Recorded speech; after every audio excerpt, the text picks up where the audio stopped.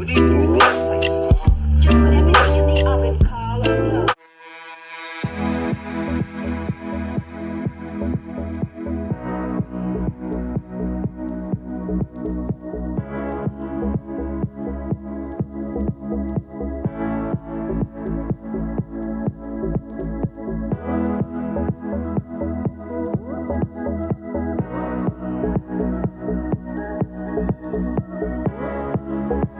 no.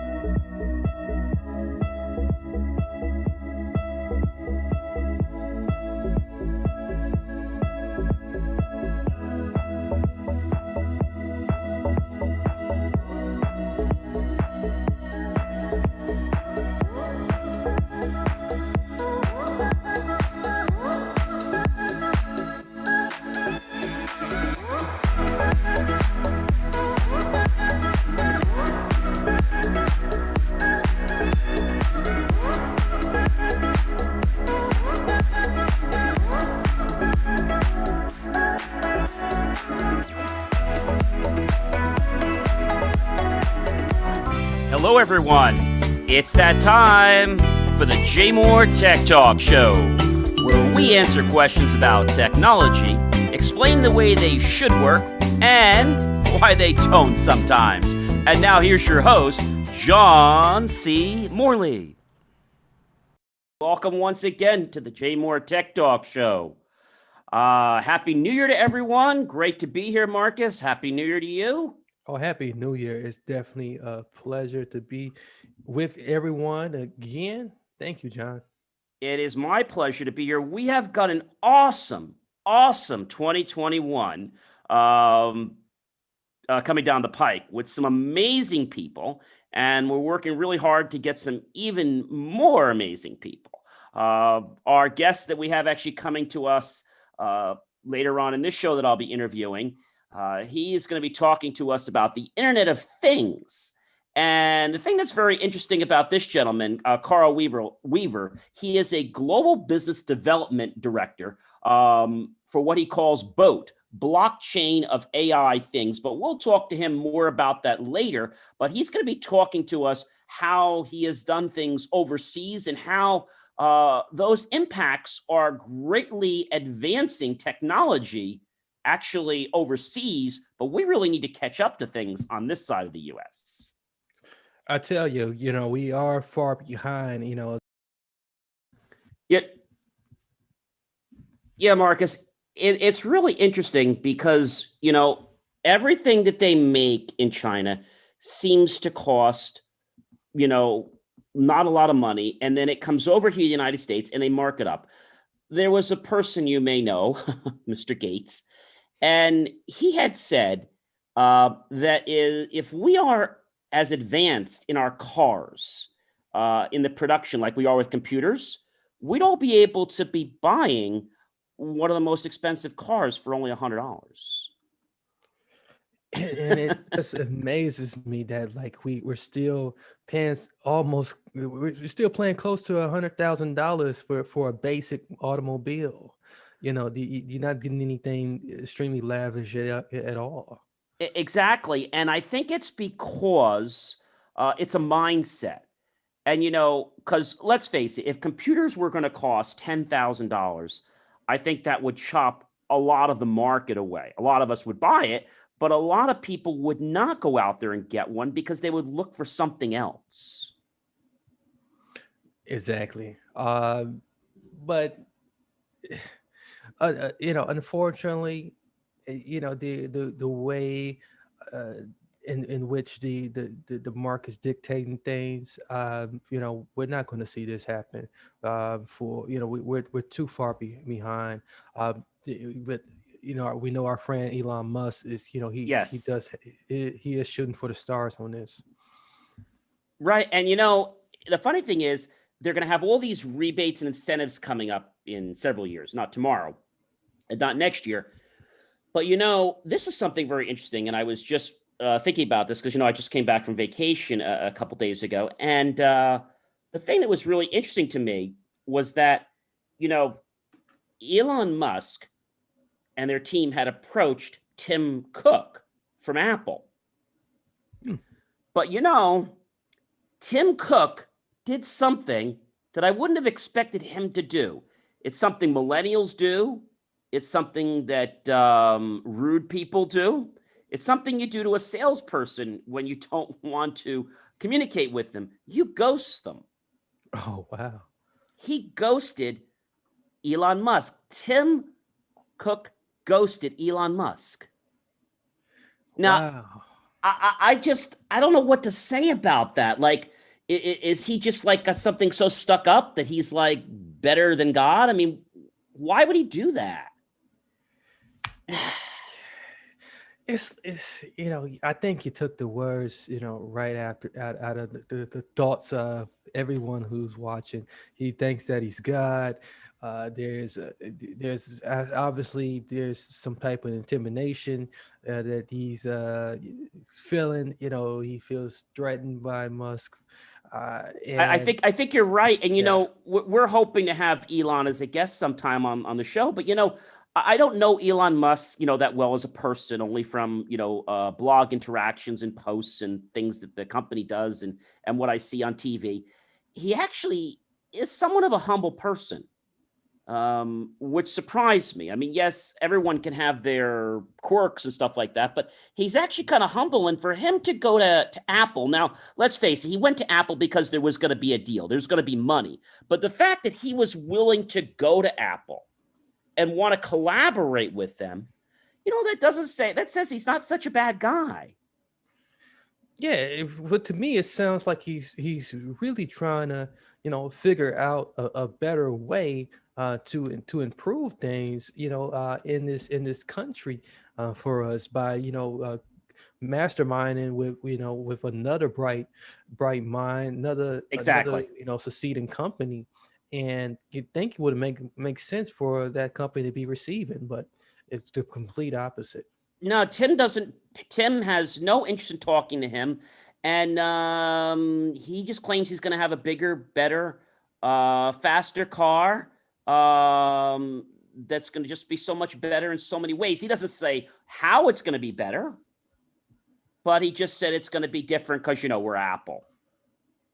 The old saying, everybody says you can get viruses on a computer like PC and laptop, but you don't hear them much on a Mac, and you don't hear them much on an iPhone, but you do hear them on an Android phone.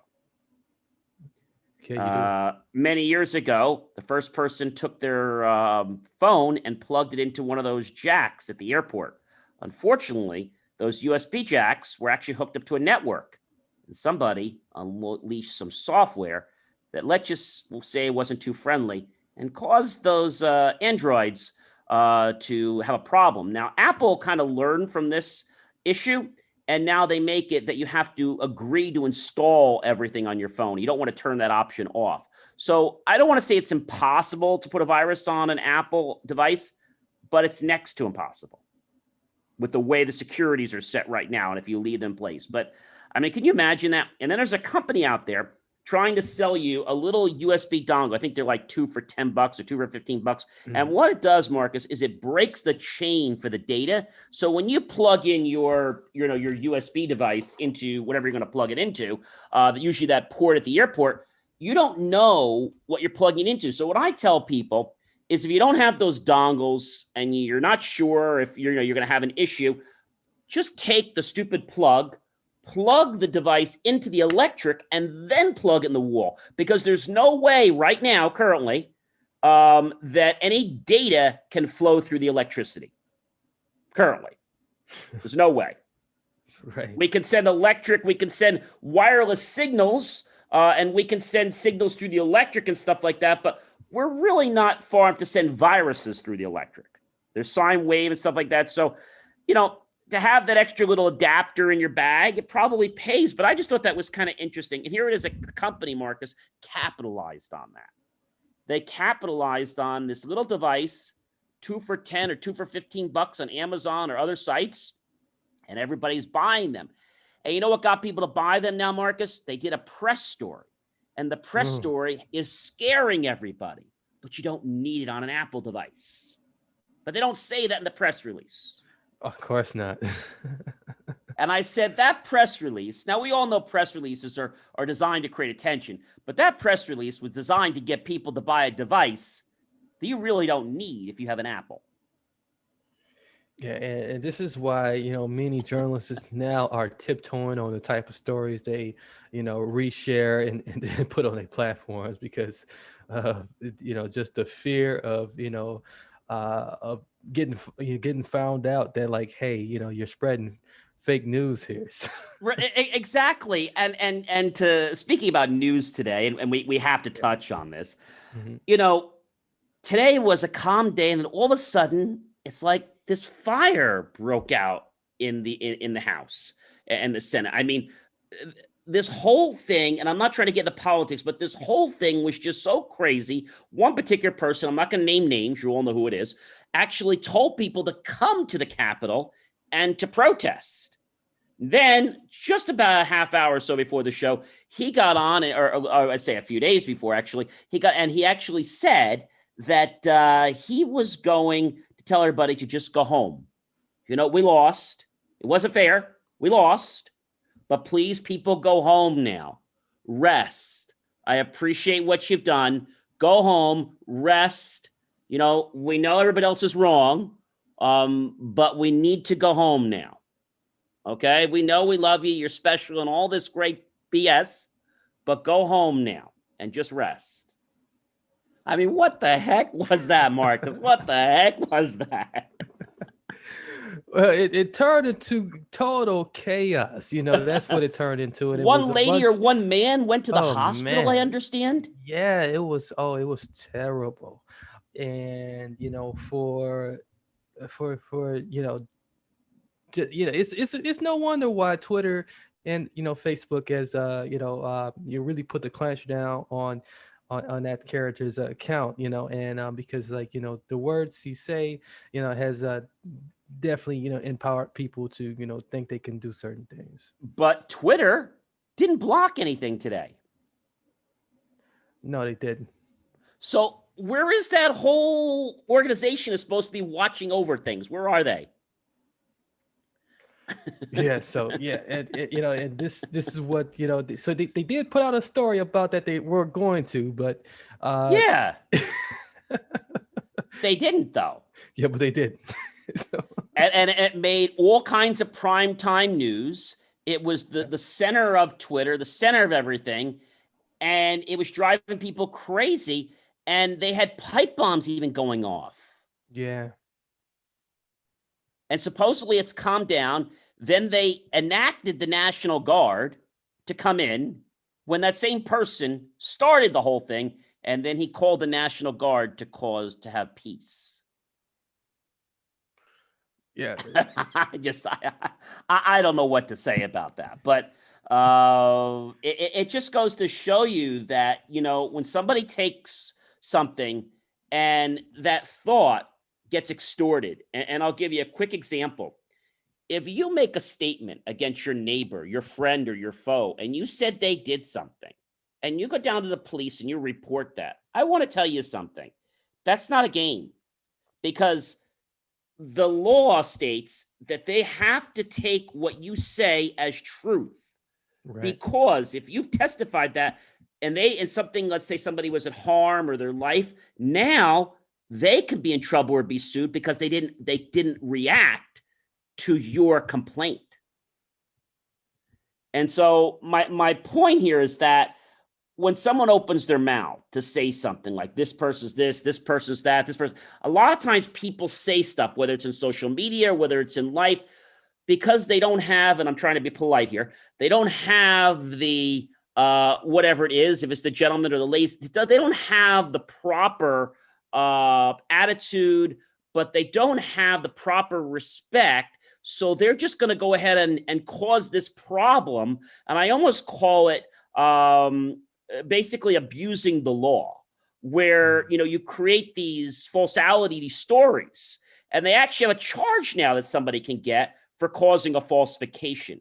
Now, even though this whole thing could go many, many months and maybe a year or more, you can't just turn a switch to stop the court proceedings. Once you've let that cannon go, or you've shot that gun, there's no way of stopping that bullet. Yeah, there's no way of turning back. Or you're pushing that TNT down, there's no way of stopping that signal. And I think sometimes people don't realize the actions and the implications they cause by opening their mouth. Yeah. They can't handle the truth. So rather than sharing the truth, they're going to lie about something and say it's someone else's fault. I just think that's wrong. And the same thing happened here today with our Senate. They were all lies, Marcus. They were all lies. Yeah. And it got all these people to retaliate because something they said people thought was true. Our news isn't factual, is it anymore? It's more of a glorified soap opera. Yeah. I hope tomorrow doesn't go like that, because that was just a very, very long day. But on some warmer notes, the COVID vaccine. So, we have Pfizer, we have Moderna, and we have AstraZeneca. So right now, as you may or may not know, the people on the front lines, that's your doctors, your nurses, and the people that live in nursing homes, they are first on the jab to get the vaccine. If you are a front care, healthcare worker, if you're helping administer tests wherever you are, you're also at the front. Mm-hmm. And then what they're starting to do now is, even if you're not at the front, but you want to volunteer time to help at the front, and you put in so many hours, well, now you could be bumped to the front.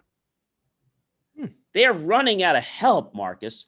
They're begging people to help for testing and for all kinds of crazy things. But the real weirdest thing is this. Many of you know I went to Florida, I went to Naples, and before I traveled, I went and had a COVID test. When I came back, I went and had a COVID test, and literally today I just got my results back negative. But my point is that the tests that they're giving around the globe right now, these rapid tests and all these other tests, they're giving what's quick, but they're not giving what's the most accurate. The test I took was called the Yale test, which is over the 92, 93% accurate. Why are we wasting time with things that are quick with things that are not accurate? Now, the test that I took, Marcus, is almost $100. And do you know my insurance company will not cover that test? Oh, man. They will not cover the Yale saliva test, one of the best tests you can take. They will not cover it. The problem with the nose test is if somebody doesn't jab you enough up the nose, then you could get a false positive, and that's a problem. And the people, Marcus, that are going for these tests, it's not people like you and I that are concerned about our health. It's people that felt they got exposed. Oh my God, I better go get a test. And what's that suddenly going to do that you find out you're positive? Like, why do you want to know instantaneously? Why shouldn't you be protecting yourself anyway? So they go get a quick test, and then they get a bad result, and then they go take a long, and why is our government not having the insurance company pay for these longer tests?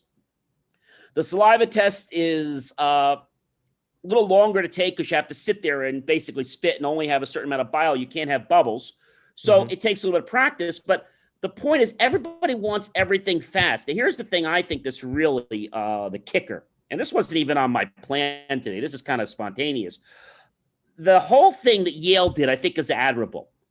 The agents that actually will test to see if you have COVID or not in the saliva test are only about $4 to $6. That's it. That's the plastic, maybe another 50 cents to $1. So you're talking about $7. Yale says it should be about $20 to $25 for the test. So that's about $26, $27, right? Right.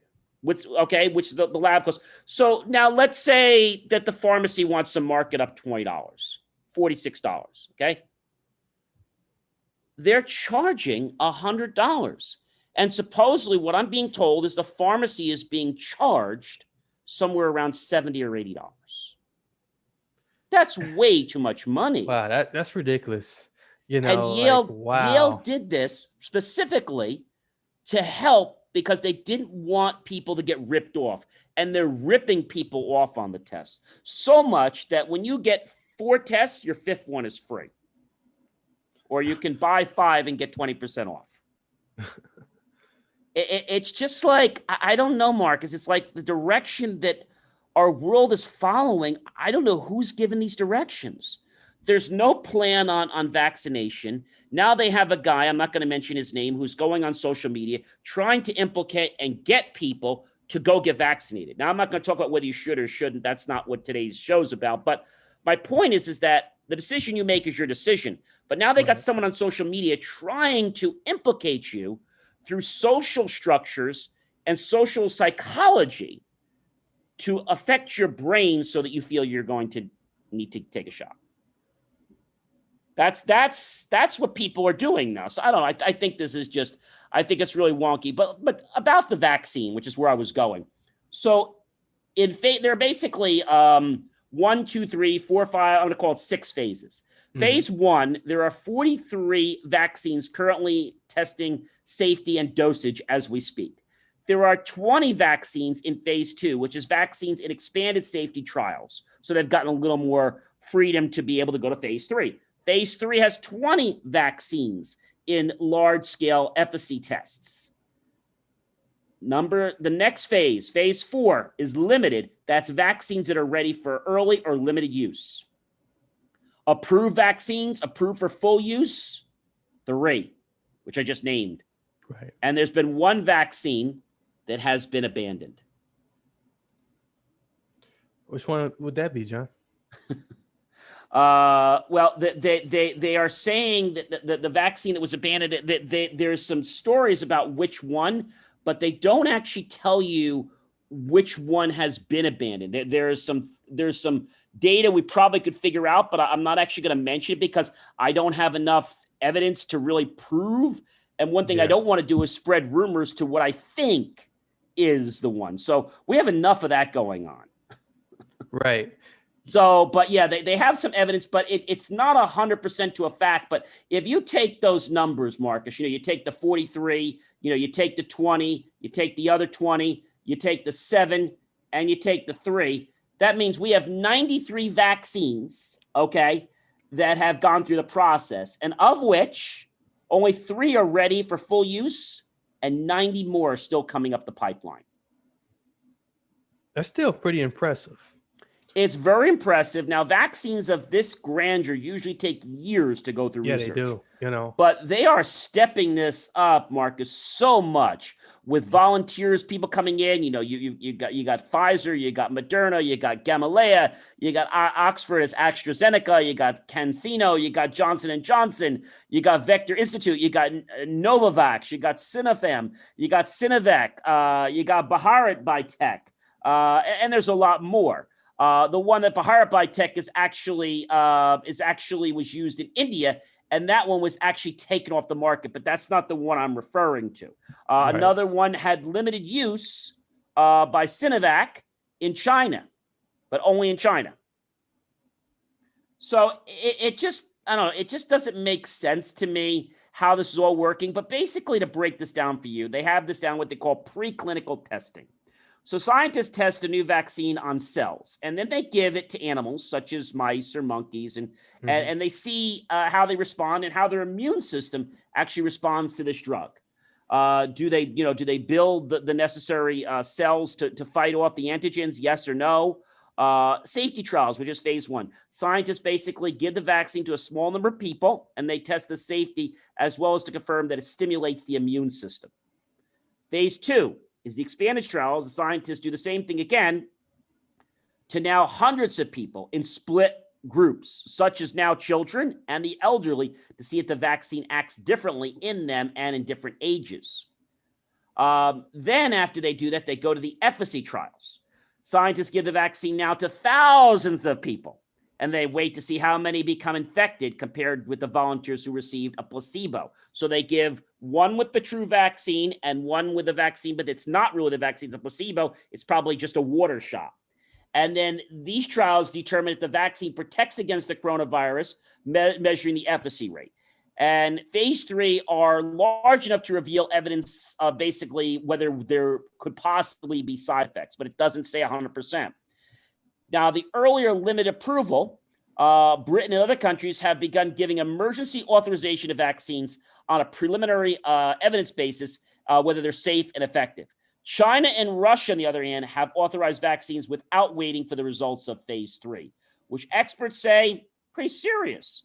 So it's interesting, Marcus, that China and Russia is being very, how can I say, very rough and also very inconsiderate of these, vaccines. I think at least in the U.S., we're not rushing. I mean, we're really taking the steps. And then the approval, regulators review the complete trial results and plan for vaccine manufacturing and decide whether to give it the final approval.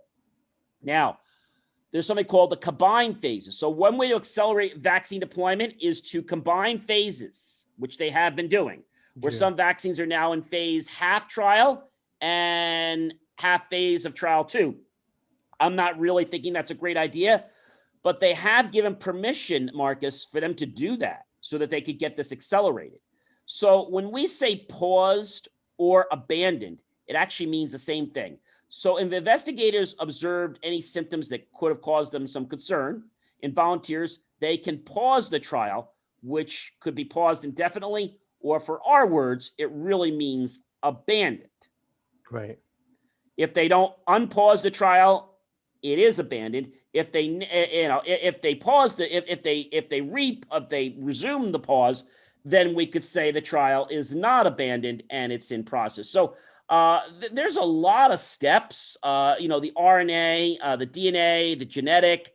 Like for example, the Pfizer dose they're saying is 95% in the efficacy rate. 2 doses over 3 weeks apart. It's a muscle injection, and the freezer storage, it has to be at negative 94 degrees Fahrenheit or negative 70 degrees Celsius. That's pretty cold. That's colder than many people want their beer, I think. That is, and I mean, and you wonder, what happened, here in Wisconsin, where they had, a mishap where they had to throw away some spoiled vaccinations. So yeah, I think that was the Pfizer. So the problem with the Pfizer is Yeah. you have to keep it really cold, and that's the other reason that one's a lot harder, because you have to transport it while keeping it cold. Now the Moderna is actually at negative 4 degrees Fahrenheit and negative 20 degrees Celsius. That's the Moderna. That's 2 doses and 4 weeks apart, and it's 30 days with refrigeration and 6 months at the temperature I just mentioned. So that one has a little more give to it, doesn't it, than the other one? So again, when they make these vaccines, they don't come up with the the biological requirements for these things. They just happen based on the components they use. They don't pick them. It just sort of happens by what agents they use.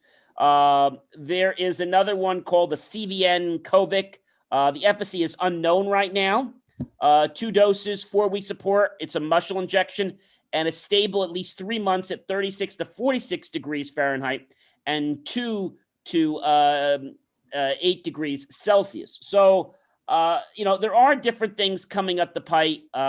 There is the Annis. It's called the AGO 302 COVID-19. It's unknown, the efficacy. 2 doses, 2 weeks apart. Now, this is not a muscle injection. This is a skin injection. So the important thing to know about this is that some of these, vaccines have to go directly into a muscle. Yeah. Others can go directly into the skin and can go from there. The reason for that is certain agents in the way they develop these vaccines will not actually activate unless they're in a muscle tissue. And the storage for this one is over a year at room temperature. And that was actually made by a Japanese company. But again, a lot of these, they don't have studies to know. There's Zycoft, unknown, 3 doses, 4 weeks apart. It's skin injectable. And then they have another one, the INO 4800. It's unknown for efficacy. The dose is to be determined. And the type of skin injection, it's over a year. I mean, you can't put drugs on the market when you have no clue what their efficacy rate is or what the dose should be. You can see why a lot of these are still in trials.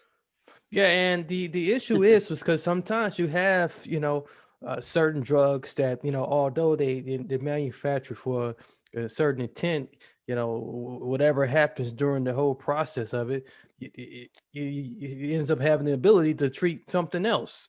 And they won't admit that right away. They'll let the doctor find that out, and then the doctor writes a nice report on it.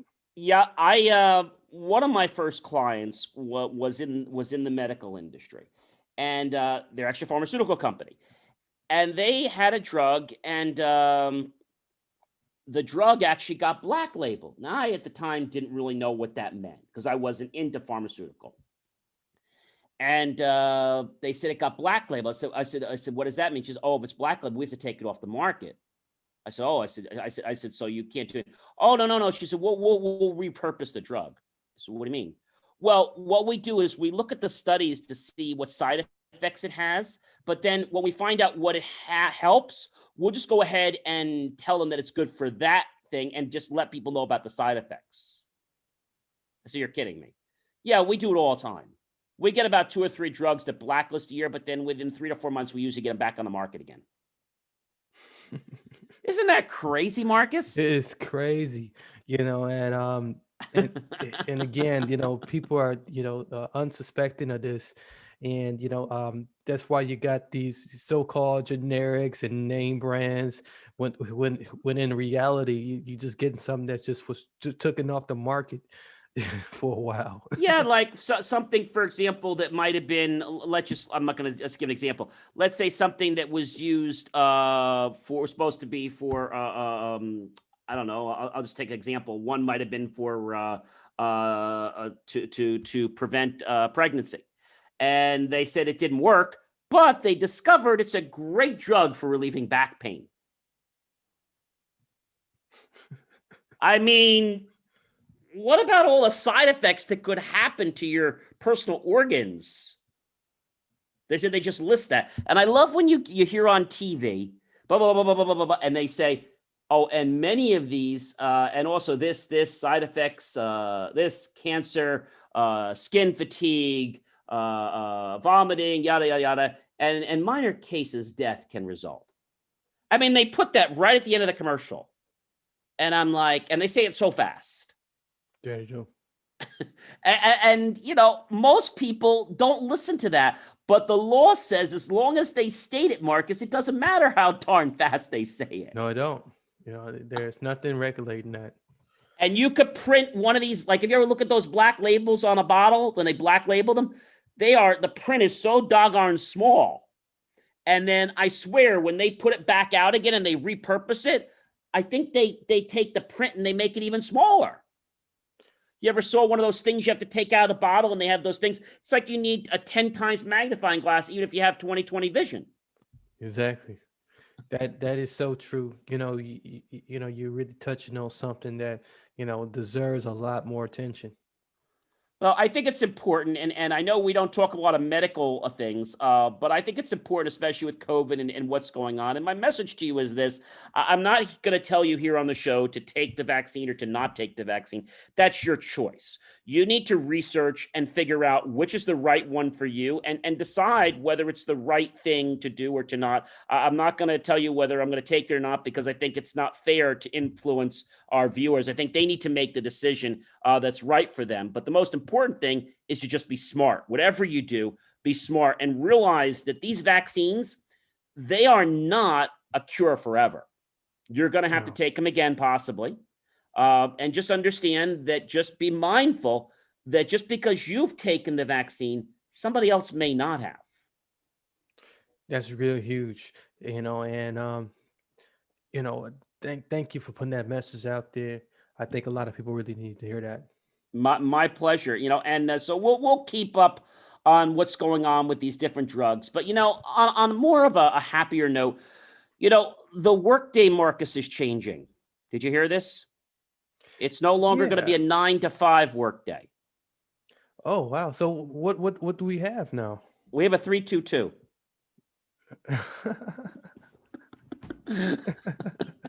So what that means is you're going to work 3 days at home. You're going to have 2 days in the office, and you're going to have 2 days off. Yeah. So the 9 to 5, 9 to 5, or just 3-2-2-2. So 3-2-2. 3 days at home, working remotely. 2 days, 3 days in the office.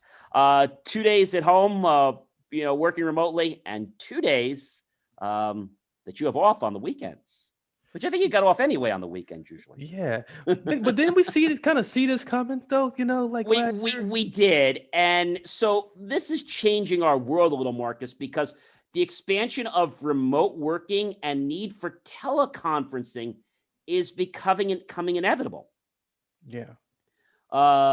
Team training systems, needs for those are coming out there more and more to get teams to collaborate. Remote teams, whether they're right in your backyard, whether they're across the country, whether they're in China, whether they're in Washington, whether they're across the street, or whether they're in your same office. They're tools. And what we mean by collaborating is, you've probably seen this before with Google Docs and things like this. You save something, and then someone else can even read that and also make changes or comments to it while you're working on it simultaneously. Yeah, and it's funny because this used to sound crazy to people. Explaining this to people now, it's really going to be the norm. It's going to be the norm, and we were starting to see some of this. I'm going to say maybe about 10 or 15 years ago, where you had a network and people wanted to be able to modify a file, and you could write the file, type your Word document, but the other person couldn't open the document unless they were reading it. Only one person could make changes. Now we have grown so much with collaboration tools that allow us to have multi-users where you can be typing, I could be typing, and I could see that you just commented, and you could see what I commented. Yeah, so and with cool apps like Slack and all of the other places, you can zoom right from it, and be able to even see each other while you're doing it. So this Office 365 Teams. Yeah, Office 365 Teams. Yeah, this is it's going to be a huge need, and this is going to be the new way of working. The virtual office industry is going to boom in the coming years. It is, and the thing is this: people think that because of COVID, work is going away, but it's not, because you still need to have things that are in the office. And when you think about a virtual office, the tools that are coming out, and some of them that are here right now, are basically making the virtual office more seamless. And this gets into something I like to call remote employee engagement, or remote employee engagement solutions. So that comes into a whole host of umbrellas. You got hosted phone systems where you can make and receive calls, send and receive texts, get transcriptions of your voicemail messages, not just recordings, which we've been seeing for a few years, employee and staff time clock solutions to keep track of their time through phones, on apps, on computers, whether they're working at home or in the field, things that can gate them so they can only log in at certain times or from certain geolocations. Email solutions that allow people to check their phone, check their computer, and now being able to not just be able to pull emails down, but to work with a copy of the email, or something we're going to see a lot more, which is IMAP, where we're actually working with the actual email. So if you work with IMAP and you delete an email, that email is gone, okay? If you work with something from POP and you delete it, well, the other email may still be sitting on your server somewhere. But IMAP, there's no backup unless your server has a backup. You're working with the real live data. So think of it like this, Marcus. I gave you a signed contract. And if you were using POP, I actually made a photocopy before I gave you. I didn't give you the original. I gave you a signed copy that's a copy. And you're working with copies. But if I was going to deal with IMAP, I'd say, here, Marcus, here's the original contract I signed. And if you make changes to that or you destroy it, well, you destroyed the only contract you ever have and are ever going to get. This is, people gonna have to be careful with this. and the other thing that's happening too, Marcus, and we've been getting very business, is COVID cameras. You've probably seen this, when you're going to, whether it's a restaurant or you're going to an office, buildings are actually checking your temperature. Some places are taking one of these little thermometers, which is made in China, and they're scanning your wrist or your forehead. If they scan your forehead, a lot of times your forehead temperature changes so much that it's hard to be accurate, especially if you just came in from a run. Now what we're doing is we're scanning people's wrists, under their wrists. So basically right where the hand, the palm touches right into the hand. So just where it joins on the back side, not the front side where you put your watch, the other side, and just scanning that. And that area is always accurate. So things like COVID cameras are now becoming the norm. VPN solutions, virtual private networking, where, whether you're at the hotel or your home, you want your data to be secure.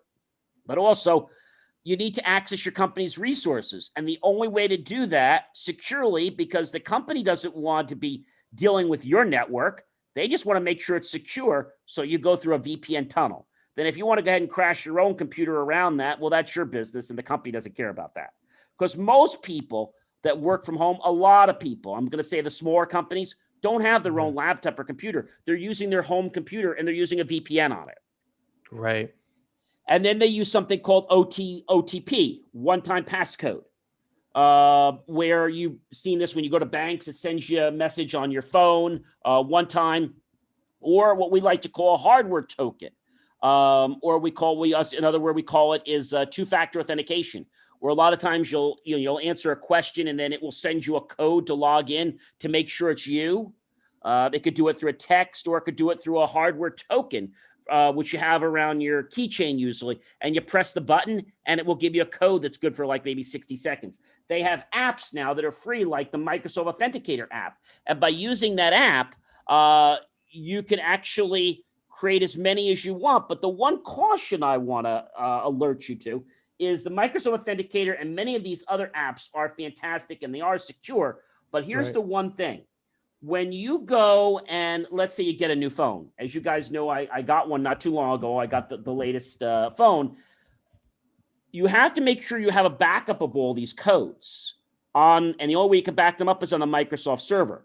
When you use your phone and you just back up your phone, guess what? You're not backing up the authentication data that has all of your two-factor authentication one-side keys. Imagine, Marcus, having 10 or 20 or even 5 of those. And now you get your new phone and they don't work.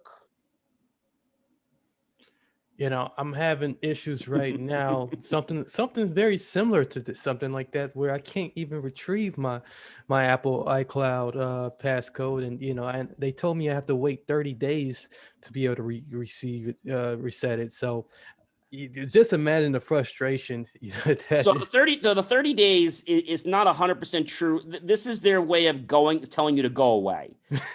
You can go on to their website and do a reset if you knew your email address, and they'll send it to you. But the other way you can do it is you can actually authenticate through another Apple device that's already authenticated. So if you have another device with the Apple on it, you can use that device to help you regain your password. Unfortunately, I'm only one Apple device. Okay. All right. Okay. So that's not gonna.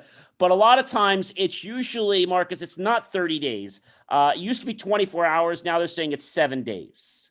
Because what happens is, Marcus, it's a manual process. It's just that they really don't want to spend time doing it. There's no automated process. They have to go through and match up your name to your original account. In fact, Google, if you forget it, good luck. They won't help you. It's bye-bye for Google. It's bye-bye. It's gone unless you are a paid subscriber. If it's free and you lost it and you don't know the right information, well, sorry, we can't help you. They will try, but if you don't know something on there, you're done. Yeah. There's no number to call. And so, this gets back to things like we talk about those crypto wallets, right? Where they give you these weird passwords and there's like 8 or 12 words that you don't pick, and they tell you to write them down. And if you forget them, you'll never get your money back. Yeah, which is just insane. It is. That's why I tell people to be careful with that before you start putting money in those solutions. So ticketing solutions with internal customizable knowledge bases are going to become more important for non-tech companies as well, because a lot of issues are going to be coming up, Marcus, where you don't want to reinvent the wheel every time that problem comes up. You want to be able to go to a knowledge base and either forward that article to a client or follow a procedure, or keep things in line. Maybe you have staff that changes and you can't train them every 5 minutes. So you want some type of system that is going to keep track of these things. And I think, it's important because as we start to be more knowledgeable and start to understand that it's not a question of if we're going to work from home, it's when we're going to work from home. And I have to tell you this, ladies and gentlemen, if you decide that you are not going to work from home, you're going to be retiring early. Exactly. unless you're going to deliver newspapers, maybe, or work in the store, maybe pushing shopping carts. Nothing wrong with that, but I'm just saying everything else is going to use technology. We learned from our friend just last week, right? A couple weeks ago, Michael Whitehouse on Christmas Day, that technology is all around us. And you have to have some knowledge about it. You don't have to be a guru or an engineer like myself, but you have to be somewhat comfortable with it, because if you're not, the opportunities are going to pass you by. You're never going to get to them. You're never going to see them. They're not going to be in a newspaper. Yeah, there's so many ways to create, a job, or replace what was done physically, with technology, and and one thing the pandemic has done, it has forced many companies to innovate, doing so. So yeah, there's going to be a lot of people that's going to be, replaced or fired.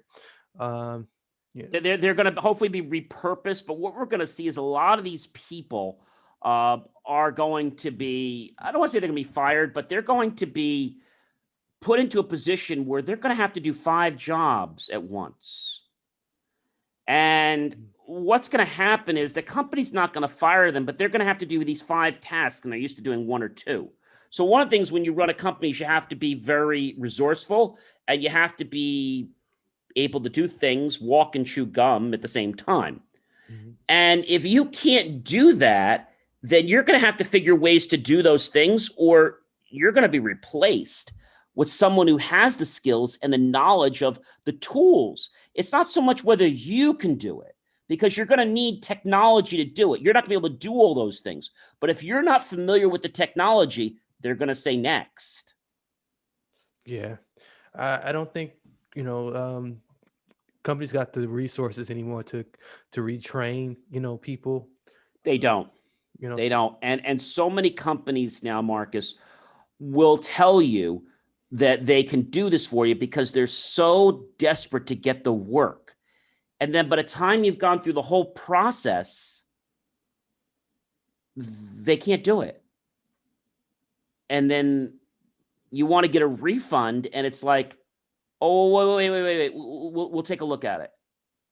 Well, so I think there's a mismatch, and I think this is happening because people are not listening, Marcus. That's what it comes down to.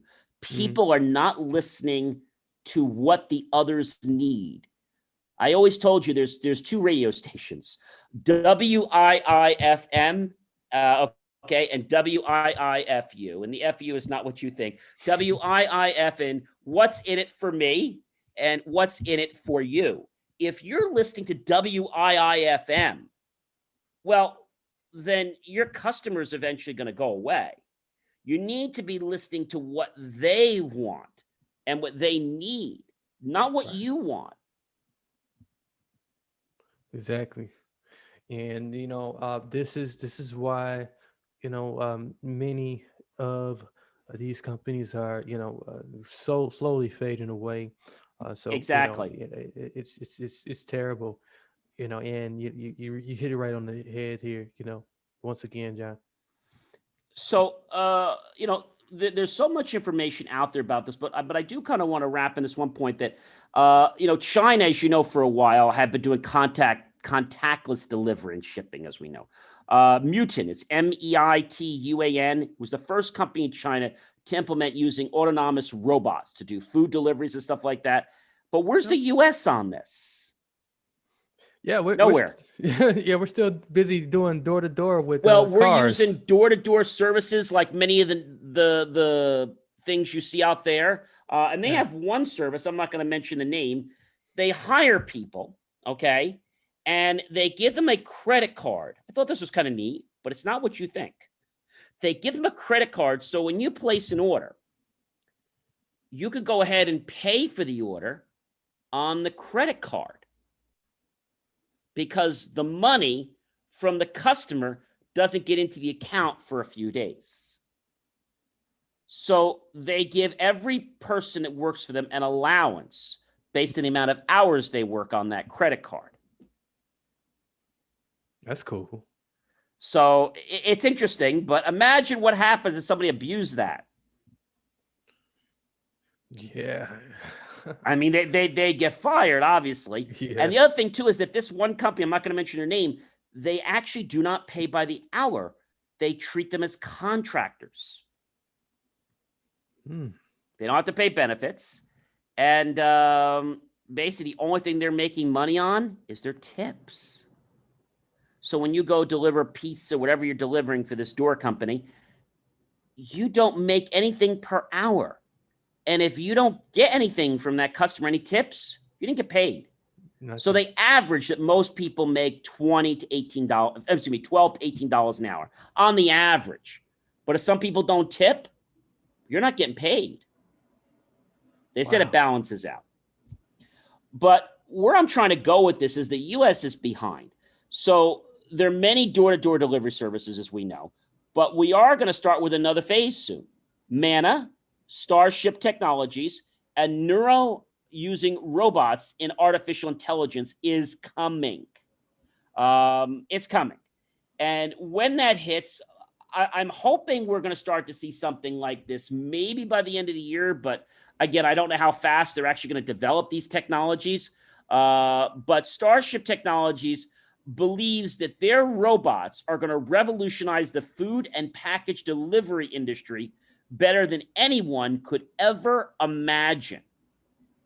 So they're building this brand new network of robots that are going to be ready to serve you anytime, anywhere. Um, it's interesting, but is our world really ready for that, Marcus? I say it's not completely, No. not here in the States at least. So this is something that it's a new kind of business. It's a self-driving delivery robot. These robots are an advanced type of machinery that's going to carry items within a 4-mile radius on a delivery platform and enabling instant delivery. So again, they've just limited themselves 4 miles. Yeah. So they're going to move at pedestrian speeds and they're going to weigh no more than 100 pounds. They're reliable and they're clean, and they claim they're going to be able to deliver all over. So it's going to be interesting, but I think that's still in the works. So that's something that supposedly the United States is working on, and then the neuro using robots so they can learn. But something else that's happening, Marcus, is a lot of people have unfortunately had to go to the doctor. Do you know, Marcus, that telehealth visits have crossed the barrier of over 50% compared to pre-pandemic times? This has been a very booming, particular industry here, and this is definitely going to continue to increase too, with the way people have been sick here, and with the Yes. much more research that's needed to be had into healthcare and how to make it better. So yeah, I can understand the why. It's definitely booming, but I have some concerns. My concern is, again, Marcus, security. Yeah. So if you're talking to your doctor or someone and you're using a network, where's the credibility of that network to say, like, I just feel like the networks that they're using, they need to be building the trust in the customers, not the doctors. You know what I'm saying?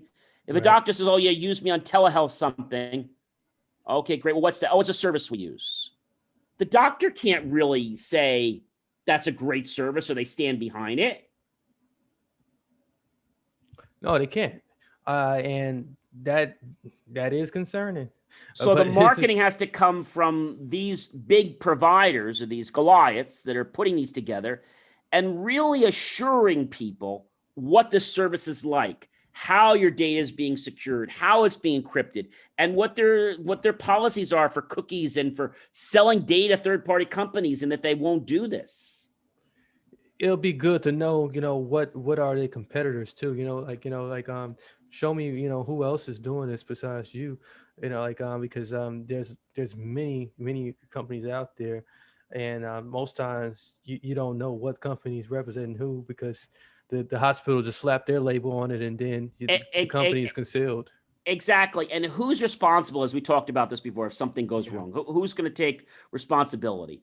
I mean, I saw just the other day in Florida where there was a doctor saying, oh, go to this app and I'll help you. Well, you're going to go to some app and you're going to get some doctor that you don't even know, and they're happy to help you and you can pay them and they'll take your insurance. I mean, that just sounds a little weird. Yeah, it does. I mean, you don't know the person. And I mean, we used to laugh about this with the Jetsons many years ago, where they would have Elroy and he had a sore throat, and they opened the teleprompter there and the vision screen, and he looked at it, he stuck his tongue out, looked at him. So, okay, that'll be $150. and he wasn't sick and he went to school. But the point is that these type of things that we saw many years ago are becoming more reality. I mean, we even have the pill dispenser now that is supposed to keep seniors happy and healthy by reminding them with friendly tones and words to help them take their appropriate prescriptions, and also alert family members or medical teams if assistance is needed.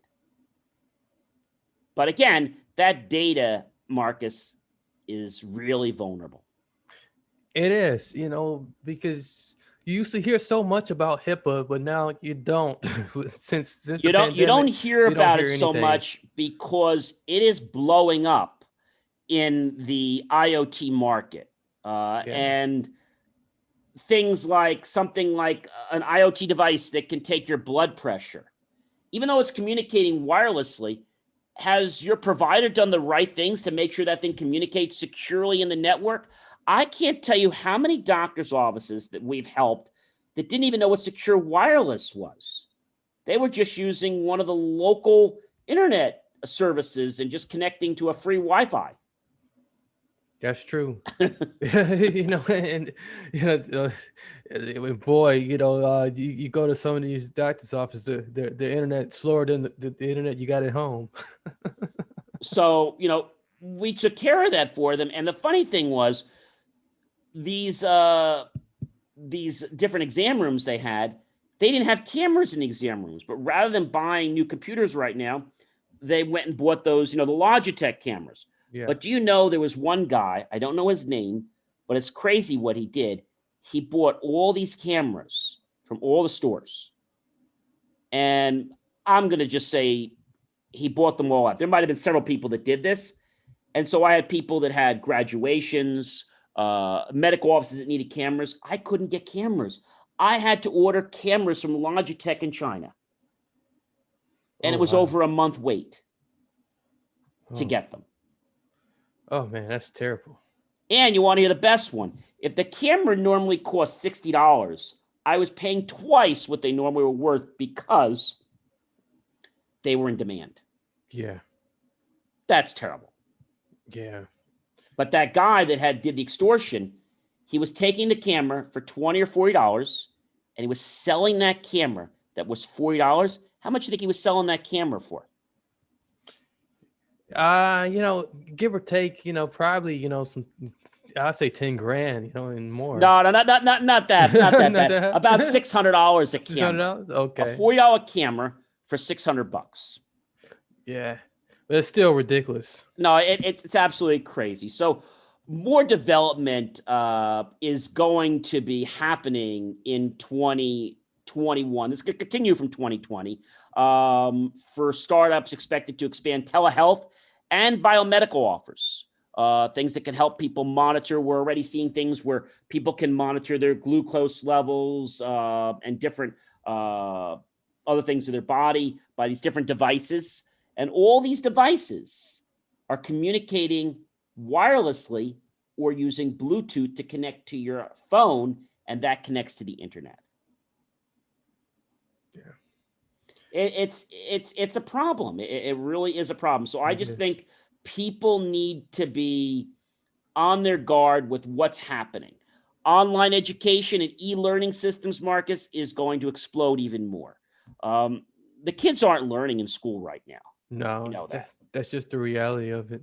But that can change.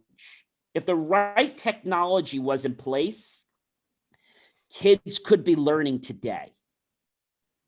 Yeah. If the right technology was in place and the right training was given to the administrative staff, they can put curriculum together that the students can do. Colleges have been doing it. Other companies like IBM and large other Fortune companies are doing it. Why can't the schools do it? It's just that refusal to invest in our students. It's just that it's absolute, excuses being made here. Yeah, exactly. It's excuses, excuses, excuses. And with all these excuses being made, nothing is really getting done. They claim that there's going to be more money going out to help the schools. Now, this new money going out is supposedly going to help schools to get better filtration. Now, the one thing I have to tell you, when I was flying to Florida, I was a little bit concerned because, leaving, I had my COVID tests and I waited and got on the plane. And I had a good seat where there was no one on either side, which was great. But one thing I was really happy to know, when I got to the airport, they gave me a bottle of water, they gave me a sanitizer. And when I got on the plane, they had gone over the fact that they sanitized. They had a video after the safety video saying that they cleaned all the areas. And not only did they clean the areas, when they came by to give you their, the little snack bag or whatever, it was in a little safe, clean baggie with another little sanitizer wipe, a bottle of water. They brought your drink if you wanted a drink. And the other thing that they did is they changed all the filtration systems on the plane to actually filter down to a lower micron level. So this way it would be safer. Now, I'm not going to tell you flying on the plane was all roses, because it wasn't.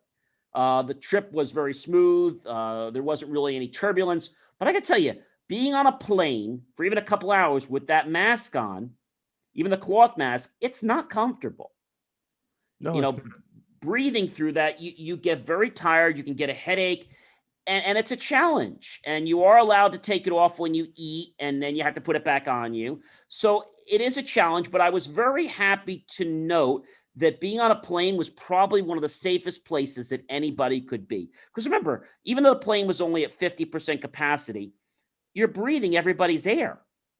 So they were actually taking the air, filtering it, and pushing it back out. And they explained how they were doing that. So I have to tell you that I would fly again, and it definitely opened my eyes that the airlines, for the first time in my life, I was really pleased with how they responded to this pandemic and what they were doing. They even had tests with dummies in the seats they were showing us, and how they did all these tests to make sure that the environment was clean before people would board. I mean, I thought that was way above and beyond. that really counts. It really gives you security, and traveling. It makes And that was and by the way, that was United Airlines. But look at that, United Airlines. They're best known for just little peanuts or something. So well, yeah, and they really did try. I have to give it to them, and even the security people, everybody was very nice. But the one thing I have to say is, coming back, there was a gentleman in the airport. Now, in New Jersey, New York, and where you are, you have to wear a mask in the airport. It's required. yeah. Well, in Florida, it's not required to wear a mask a lot of places. So I'm online, and first the one lady behind me, she kept moving up, and I was like, "Excuse me." She's like, "Okay." I said, "Can you keep a little space?" And she didn't speak a lot of English, and I kept trying to hold my hand to push her away. Yeah. And finally she got it. There were dots on the floor, and I'm pointing the dots, and she wasn't getting it. And then there was a guy who had no mask on. He gets in line, and the security officer comes over to him, and he says, he points to his face. He says, "Your mask." He says, "You don't have to wear a mask here." He says, "This is Florida." He says, "There's no sign outside saying I have to wear a mask." And the officer says, "Well, you're correct. There is no mandate to wear a mask here in the airport. There is one on the plane." He says, "Well, I'll worry about it when I get a plane. Mind your own damn business." So I thought that was a little bit bad. And he comes back and he says, "Sir," he says, I would put the mask on." He says, "because all these other people have a mask on." He says, "Well, that's their problem." He says, "I don't think you want to cause a problem here." There was almost going to be a fight. They had TSA from New York and New Jersey, which is a big security. that Florida hired to come down to that airport just to police and make sure there were no fights. There was going to be a fist fight or a fight breaking out there with somebody. It was going to get He did not want to put his mask on. Yeah, it was going to get nasty really quickly. And people nowadays, now that we have gotten accustomed to it, and it's like another piece of article of clothing now. Yeah, I think he would have had more than just one person, addressing him about this thing. They were all looking. We were all looking at him like he was, how disrespectful can you be? And I think I've said this before. It's one thing, Marcus, to be disrespectful for yourself. Okay, if you want to not take care of yourself, well, that's your business. But if you're going to be disrespectful and it's going to harm other people's health, well, shame on you.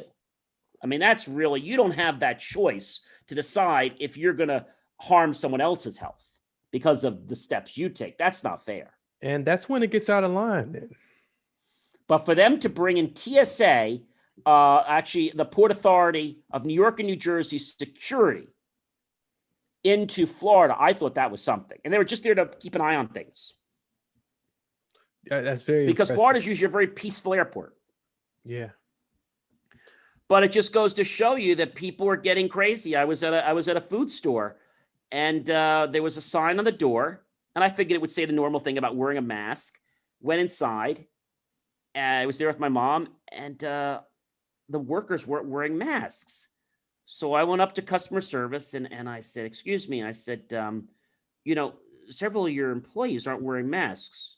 "Oh, yeah. Did you see the sign on the door?" I said, "No." She said, "Well, go read the sign and come back." So I go outside and I read the sign. It says, "Welcome to such and such store. We are aware of the current pandemic, and our owner such and such does not agree, as well as with the laws of Florida, it is not required to wear masks in stores or facilities. Thus, we are not enforcing it. If you like to wear a mask, fine.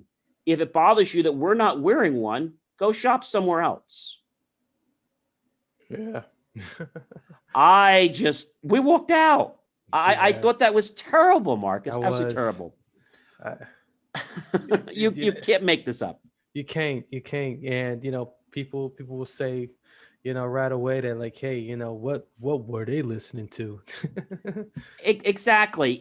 And another thing that's going to happen in 2021 and going beyond is increased development. Now we're on 5G, but there's going to be increased development of 5G networks expanding, and it's slowly going to migrate into the 6G, which we're going to start seeing in the next year or two after that's going to happen. So 5G is not fully deployed yet. It is out in a lot of places, but it's not fully rolled out. But they're going to slowly start working on 6G, I would say, toward the end of the year. We're going to start to see some 6G popping in, and that's going to open up even more opportunities for different types of connectivity and data, because it's all about data. It's all about how fast we can transfer data back and forth. I mean, we're already seeing cars, okay? Cars never had 4G service built into them. They're now coming with 4G wireless service built into them and having the ability to do hotspots. And this is going to be great. I think that's going to be a real feature that, people are going to be very attracted to. But it's not 5G. The car is always behind, right? It's only 4G. 5G probably won't be out for. It's the same thing they did with the Bluetooth, right? They had the 2.0 or the 1.0, then they had the 2.0, then the 2.1, then they went to the next version, and it was the same. It was the same thing. It's going to change what goes on. And I think the big thing people have to understand is that as technology emerges, the interconnection of these pieces of Internet of Things and how our world communicates is going to change. Yeah. And I believe a lot of it's for the good, but I believe some of it may not be for our greatest good. And we have to be on a watch for that and be mindful of what technology we as people decide to employ in our homes, on us mobilely, in our businesses, or even just outside if we're going somewhere. So I think these are things that are really important. But the Internet of Things business is going to grow very, very, very rapidly. I cannot explain to you how much that's going to grow. My next guest I am very pleased and privileged to have. His name is Karl Weaver. He has another name, which I can't really pronounce. He has a name that was given to him by the people where he works there.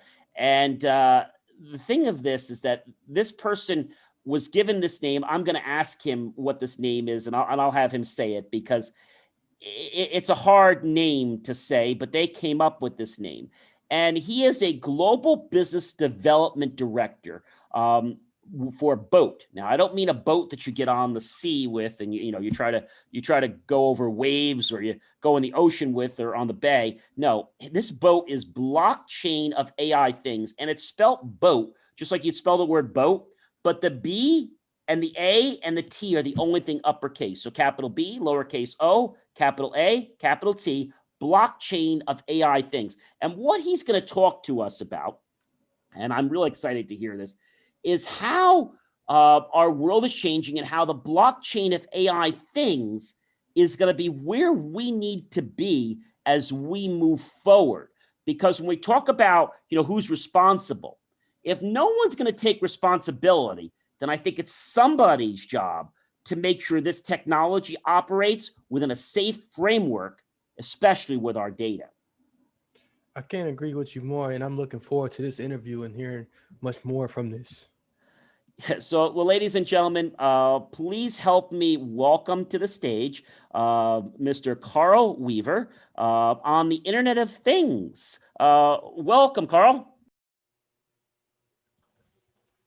Well, good evening, ladies and gentlemen. I am very privileged to have Karl Weaver here, as you know, who's going to give us some insights about what's happening with mobile technology, 5G, boat, the Internet of Things, and a lot more to help us make decisions that hopefully will improve the quality of our life. Welcome, Karl, to the show. John, thank you very, very much for welcoming me today. It's a great day.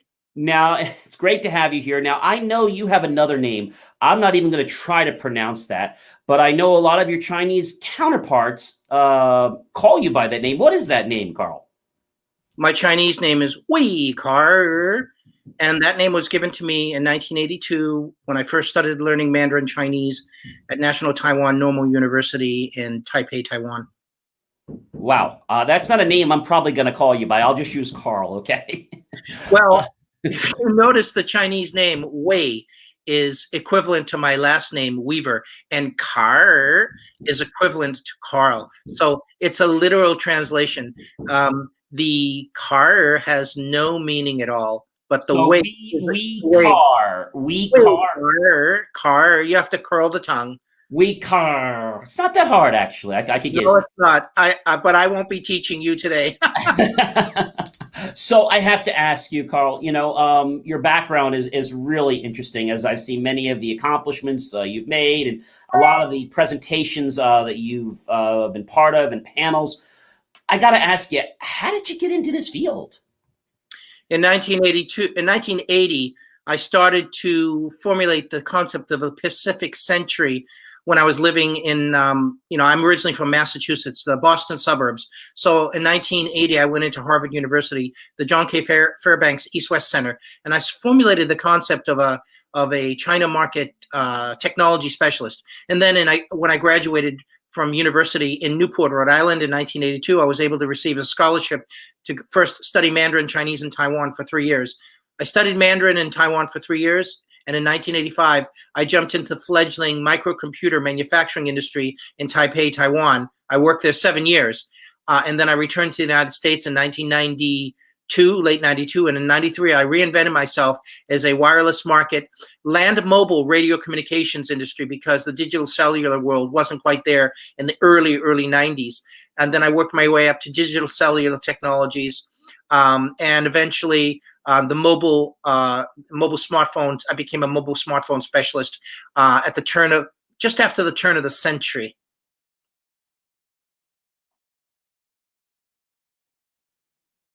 I think you're on mute. John, That's an interesting path you have there. yeah, you were just on mute. Yes. I was on mute. Okay. They had a joke a while back. One of my friends was saying, if you're in one of these calls, I'm not going to do it today. If you're the last person you're told you're on mute, you have to drink. But I'm not drinking today, guys. So unfortunately. Yeah, well, the interesting thing, John, is I put this plan into play just upon graduation because, when I graduated, all my friends were enjoying the summertime, going to the Cape Cod, and Massachusetts in the summertime has fantastic beaches. But I was dedicated. I got on a plane after 2 months of working at a McDonald's as a manager trainee. I knew I was going to Taiwan, and I saved a little money by becoming a McDonald's manager trainee, but I knew I was getting on a plane. In 1982, I got on a plane. It was almost 24 hours from Boston to Logan Airport into Taipei, Taiwan, and I was embarking in the middle of the summer, extremely hot and humid, on my professional trying to into technology. And, at that time, it was only computers, wasn't the wireless industry. It was in Taiwan. It was only microcomputer manufacturing. So I was very, very lucky and fortunate. That is amazing, this journey. Now, I've been following you for a little while, and I learned that you had become a dedicated mobile industry executive in the Chinese world for, I think it's 37 plus years, if I'm correct. That's How correct. did you get on that path? That's really interesting. In 1990, late 92, I returned to the United States, and I decided to be closer to the Asian influence because I could speak, read, and write Mandarin Chinese after 10 years in Taiwan. I decided to settle in Seattle because it was the easiest jump-off spot to jump shoot Asia, China, Taiwan, India, Korea, Japan, et cetera, et cetera, et cetera. And that's what I have been doing for all of those years, using Seattle as the base to quickly jump shoot and very easily jump shoot Asia. So in 1993, I jumped into the land mobile radio communications industry before the digital cellular world. The digital cellular world here in the Washington State area didn't kind of evolve until 1998 or 99 when Sprint had the first 2G network. Believe it or not, Sprint had the first 2G network based on CDMA. AT&T had bought Macaw Cellular, and they eventually became AT&T Wireless somehow. Oh, they had a bunch of name changes. So by the turn of the century, I was now back into the digital cellular industry. I already had about a decade of experience under my belt, and I was working for Western companies, taking mobile technologies and getting them designed in and sold to the Asia Pacific Rim. And in 2003, I was basically thrown into the job market due to company going bankrupt after 9/11. It was a tough time. Anyway, I reinvented myself as the first public speaker on smartphones in the world because I was working on the first smartphone project in North America with a small embedded antenna company that had the project with Microsoft. So I gave the first smartphone presentation on Microsoft's campus in 2003. I remember RIM. I remember RIM and what they did, and with the sidekicks and things like that. Then It was RIM. It was RIM. It was Nokia. It was Handspring, if you can remember. Then we had BlackBerry doing some things too. Yes, BlackBerry was doing a few things. The Sidekick and stuff like that. Sidekick was another product. Those were all early. And then the real first smartphone in North America was HTC's, based on Windows Mobile. That was the real first smartphone in North America developed for Windows Mobile, because Nokia never penetrated North America with their Symbian operating system. So, Karl, I have to ask you. So, with all this emergence of technology and the I guess the changing and the acceptance of the Internet of Things, people are, I guess, just taking it for granted. I know a lot of times myself, I use my iPhone 12 Max Pro, Wow. and since I've had the 10X, I have always just, whether it was the finger before the 10 just to make my payments, or now it's the touch the button and then look at the phone, and knowing that my payment is being sent securely and safely, which I believe. But a lot of people use something called cryptocurrency. I know people that have these rigs in their basement, in their homes. Some people don't even have jobs, and they have this farm of servers. And I asked them what they're making, and then they say, "Oh, we're making probably around $20 to $40." I said, "An hour?" They said, "Maybe a day." And I said, "That's not a lot." "Well, that's why we need a lot of machines." I said, "But doesn't it cost you money to run this power?" So talk to us about cryptocurrency. Is that really safe? And is it really good for anything? Or should we avoid that like the plague, Karl? No, you should not avoid cryptocurrency, because cryptocurrency is basically a decentralized form of payment between point A and point B, and lots of people, lots of organizations want to use it as a private means of transferring funds. And it's not controlled by any government. It's not controlled by anybody. If it's basically not controlled because it's decentralized, and it's very difficult to stop it. And regulations and restrictions, etc., like they have in China. It serves a purpose. It absolutely does serve a purpose. But the problem is with cryptocurrency, which, by the way, uses blockchain. The whole key is cryptocurrency is nothing but one use case of the blockchain. But the whole problem is storing the cryptocurrency private keys. The problem is when you try to store the cryptocurrency private key on an exchange and or on a smartphone, it's very, very difficult to secure the private keys, because even though the keys are encrypted, they're stored in the open operating system of the smartphone. So it's very easy for hackers to steal it, especially on Android smartphones. However, Samsung has put in place a pretty good security and secure enclaves and chips to secure their private keys. And so, if you have a Samsung smartphone, and also Apple has done a good job. The key is with these crypto wallets. There are hundreds of crypto wallets in the world today, and lots of manufacturers. And on the Apple Store, they have an SDK that you must use in order to encrypt and make sure that the private keys are secured inside a secure enclave in their Apple chips. I think they started at A10 or A11 to secure the private key credentials inside of a chip. And Samsung does the same thing. So you need to ask the hard questions of your smartphone manufacturer. How are you storing cryptocurrency from the wallet? That's a very, very important point. This even gets to the point of security when we think about apps or websites. And I love when they have these programs and their password is stored in an open text file. Are they serious? Do you remember PGP, where we talked about pretty good privacy protection, and then we got better with other types of keys and companies that could actually, make it so that your signature had to be validated? Now what's happened with email. If you are not approved with the DMARC record and have certain things set up in your area for your server for sending mail, you're going to be flagged. Your email is not going to get delivered. This wasn't like this 5 years ago, 10 years ago. Because the spam world is just growing so much. Well, this is job security for hackers. You have to understand from their standpoint. So the problem is that most of the companies, it was lip service when it came to mobile security, network security. It was lip service 20 years ago. It was lip service. Now they have to start to care, because they've been too many breaches, and lots of people have lost their jobs.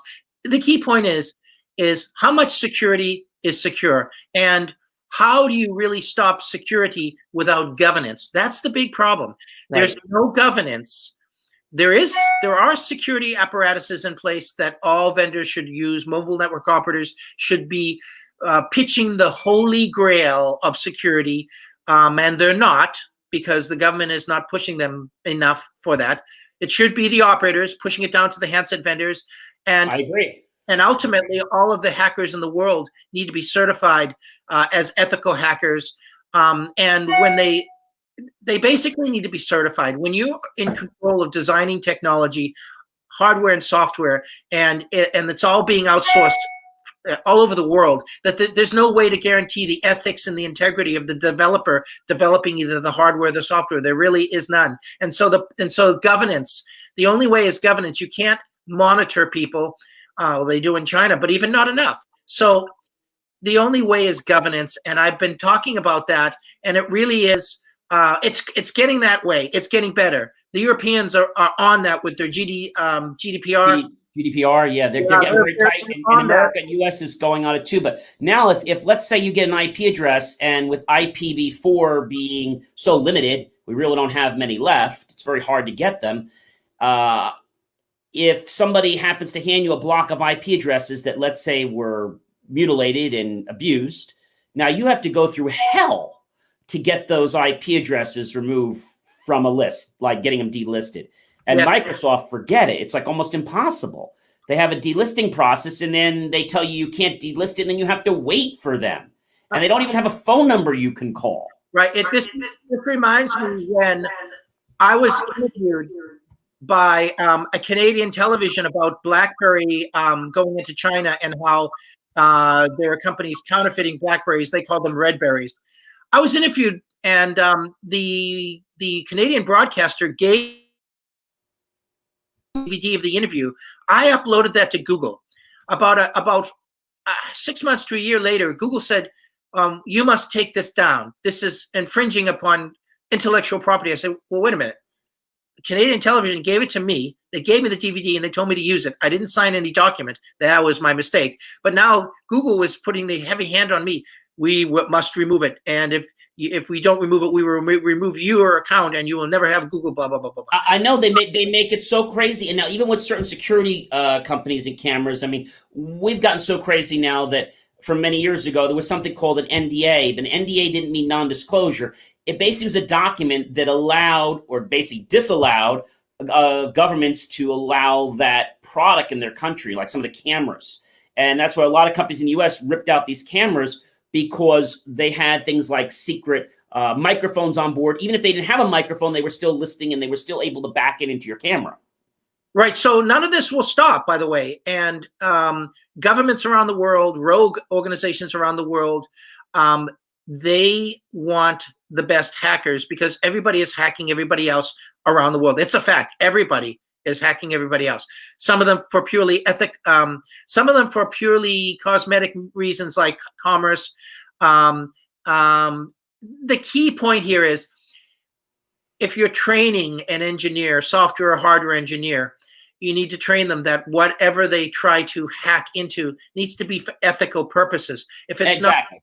If it's not for ethical purposes, then there needs to be governance, and that company, that person, should be blacklisted from pursuing their craft down the road. That's the only way to stop it. You're never going to stop, because there's going to be a breach, a patch, a breach, a patch, and that's what I've been seeing. However, companies like Microsoft are starting to invest more in hardware. Apple is very sophisticated. They have their own A-series chips in order to provide better security. Like the A10, the A11, A12, the new chips. Yes. Google started this, I think, several years. They were the first ones, right? Google started something called No Trust. Were they the first ones? No. They put a chip on their boards. This was about, I'm going to say, 5 or 10 years ago, but they made it public, and they didn't trust their own technology. Well, I don't think Google was the first, but They weren't the first. it's good to see. It's good to see Google doing that. Now, remember, a lot of this drives back to geopolitics with the whole semiconductor industry. All right, because there are really only 3 fabs fab manufacturers in the world today of prominence: Intel, Samsung, and TSMC in Taiwan.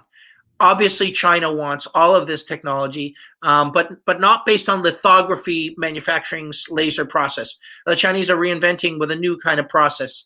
It's impossible to stop a country that really wants to develop a technology. So the Chinese are going to probably try to leapfrog existing lithography, laser etching technology. They're already doing it with 3D. Look at some of the world's best 3D printing. It's coming from China. Yes. So it's protectionism never works and never benefits anybody. You think it benefits you, but it doesn't. The Japanese learned that the very hard way. So back to the key point here, which is that security is important, and every country needs to work together. If I were to tell you that actually smartphones in China have really good security, and the Chinese government cares about self-sovereign identity, you might think, Karl, you have a hole in your head. But actually they do. And they are concerned like the Europeans, like the Americans, about data privacy. They've gotten very crazy with their cameras and the way they have them in every corner. I mean, they've gotten camera crazy over there. Yes, they have surveillance, and they got surveillance for surveillance. I mean, it's just like nuts. And I think there's a privacy level to things, and if you're doing something that's in a public space, I get it. But there's points that are privacy that they should not be in. However, having said that, see, I will play devil's advocate, and I will use a very level EQ, because the only way to survive in the Chinese world, because I have history with China, Hong Kong, and Taiwan, real history, global changing history, is to keep a level EQ. Google, Facebook, even Amazon and Twitter, they're also manipulating your data and selling it. I know. On the dark web. So they are. You're correct. You shouldn't sit in glass houses and throw stones. I agree with you. And like, for example, a while back, I had gotten locked out many years, or I was helping a client. They said, well, you have to get a passport. I'm like, we're not giving you a passport so you could go sell it out the back door. I mean, it's like they have no right to request this information. Who are they? Now, at least there's a new governance board, as you know, that's there for Facebook and Instagram, that if they say you can't go through, I think that's great. I think we're going to see more of that, Karl. I think more. No doubt. It was driven by the Europeans, and actually the Chinese and the South Koreans and the Japanese are playing a key role in the continued development of that, because those regions. Oh, absolutely, because cryptocurrencies were very big in China, and as you know, the largest mining of Bitcoin in the world is coming from China. It's coming from China, but our own thing is that when you think of China, I always think of them always trying to hurt us. Like they're always, obviously everybody's trying to be, in their own space and be competitive. I get it, but how do you know you can at least coexist together? Because that's always a fear when I hear China. Like, look at what happened now, and not to bring up the pandemic, but there are lots of things that I'm sure don't leave a good taste in your mouth. And how do we get over those things? Right. So I have been in the Chinese world for a very, very long time. And I know that it's a matter of, are there some Chinese behaviors people in the West do not like? Sure, absolutely. There are also things that people in the West do that the Chinese don't like. So my viewpoint is a coexistence. COVID-19 is a bad thing. I prefer not to discuss where it came from, because I think we pretty much know where it came from. Absolutely. But the key point is to demonize the Chinese for being entrepreneurial, which they are, and also innovative and creative, which they also are, is the wrong approach. My approach is, so here's my strategy. Day one, I would require all U.S. soldiers stationed in South Korea, Japan, and various parts of the world to require language training, language and cultural training in the country where they are. This would be my requirement for every U.S. soldier operating around the world. It's not enough just to be defending those countries. You have to understand those customs and cultures. So take away the gun for a little while, put the language book, and then you're creating hundreds of thousands more ambassadors for your country, rather than basically creating a bad influence. Number one. Number two, all American universities should be teaching Mandarin, but that Mandarin scholarship should be coming from Google, Facebook, Microsoft. They make too much money. They make too much money only on data. They should be investing in semiconductor chip manufacturing to make sure that we maintain our cutting edge. They are not doing that. So if I had the opportunity to reallocate, if I had the opportunity to be the strategist for how America competes with the Chinese on technology per se, because remember, there are things that Chinese do give to us, and there are things that we give to the Chinese. I don't demonize anybody, because what do you mean by the Chinese? What about the Taiwanese? What about the Hong Kong Singaporeans? Chinese people, I mean, I don't get into geopolitics with governments, but Chinese people are hardworking, industrious people. China can be a threat if you allow it to be a threat. Right. If you have strategies. Right. I'll give you a perfect example. In 2008, I was hired by Gemalto to push near-field communications technology into China. But I discovered that there was lots of techno-nationalism and protectionism inside China. There was no Google, Facebook, or YouTube. China banned them all. So what did I do? I started to give all my public speaking presentations in Mandarin, number one. Number two, I uploaded those videos to Chinese video streaming websites to legally overcome the Great Firewall to get my videos, technology videos on near-field communications and payment to the movers and shakers in China. All of that is legal. There's nothing wrong with it. I've had lots of Chinese officials probably look at my website and say, wow, that's pretty good. So you see, some of the fear is the fear of the unknown with Western people regarding the Chinese world. So I want to debunk that. I need to debunk that because I deal with Greater China every single day. I get it, and I agree with you on one point. You know, as I was reading a lot of the stuff you've worked on, I was very interested to know about. I think it's called something called Hawker. You probably know this better than I do. They call it a Hawker, Haw, I think Ker. And I was really interested to learn what, I guess, is it not the Chinese? It's actually the I forget which part of the world it is, but it's very close in there. And they they work very hard to build a business in like these, I guess you call it like shops and stuff like that. I'm not sure if you came across any hawkers in your time. Are we talking about an ethnicity of Chinese race? Hakkas is it's like they actually, if I'm saying this correctly, they are it's a job. Being a hawker, I was told it's a job. The hawker, they basically go and they make their craft. There's one lady who's 93 or 94 years old, and she makes noodles, and it's like a profession. They call it a hawker. But which amazed me is how hardworking they are and what they do and how they literally, they put their whole lives in that. It's a family obligation to be a hawker. And I had never known that. So the interesting thing is in America, we have lots of small businesses and some of them are family run. But in China, all the small businesses are family run, and you would never hire somebody that you could not trust in a small business in the Chinese world. So it is these small businesses that you're talking about. And a small business could be as simple as having a stall that you have out on the street and you're cooking noodles, and then people come by and sit down and eat the noodles, and it's very, very cheap.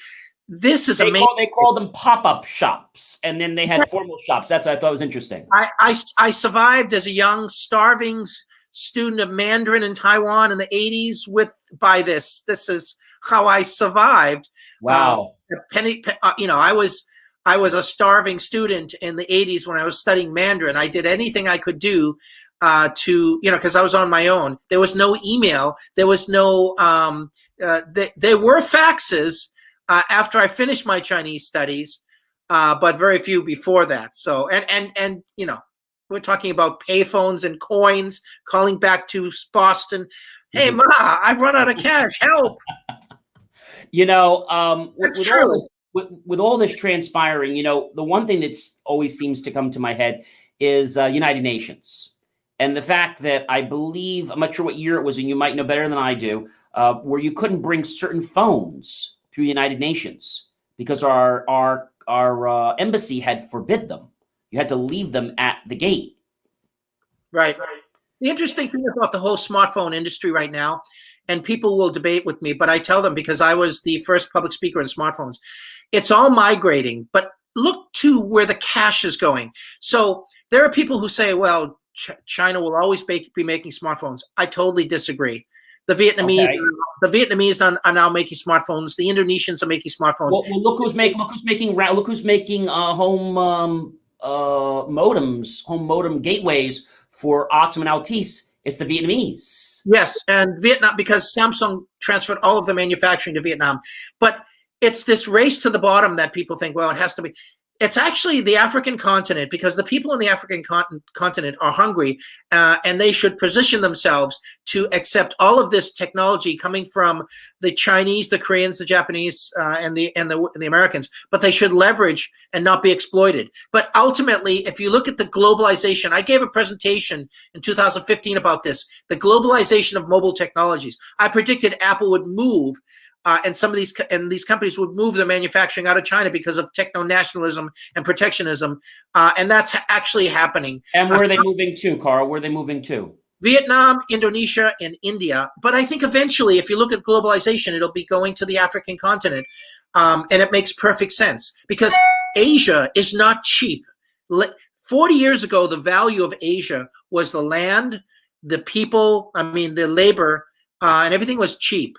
But now it's very expensive because all those resources are running out, but the people are still there. You get the point. Yeah, No, I get the point. water, air, or land, and that is there is such a thing as the Pacific Century. I talk about that all the time. There is the Pacific Century, but that just means Asia becomes the most expensive place to live and work, and that is happening. But Karl, I do have a concern. So, without any politics aside, basically, Sure. Taking this from me being an engineer and looking at these products, I mean, this is a concern of mine. So I have always been very fond of the Aris modems, which were out for years. I'm not a big Cisco lover because Cisco, as you know, is a company that buys other companies, and they're about brands, but they really don't care about the small business. They just care about the money. They really changed. Other companies out there, like, let's just say now you've got the UV modem and other things. My biggest challenge with these companies is they're making them cheaper, but not so much they're making them cheaper, they're not safer. This is a problem.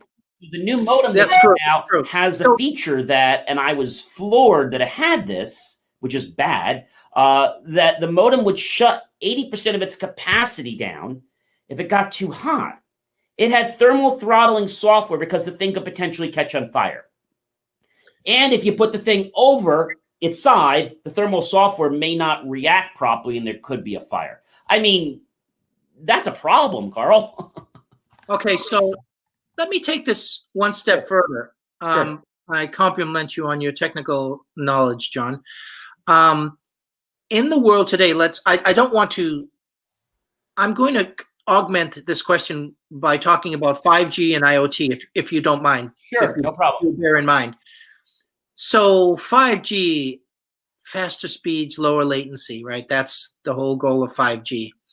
How does that benefit anybody other than streaming your video?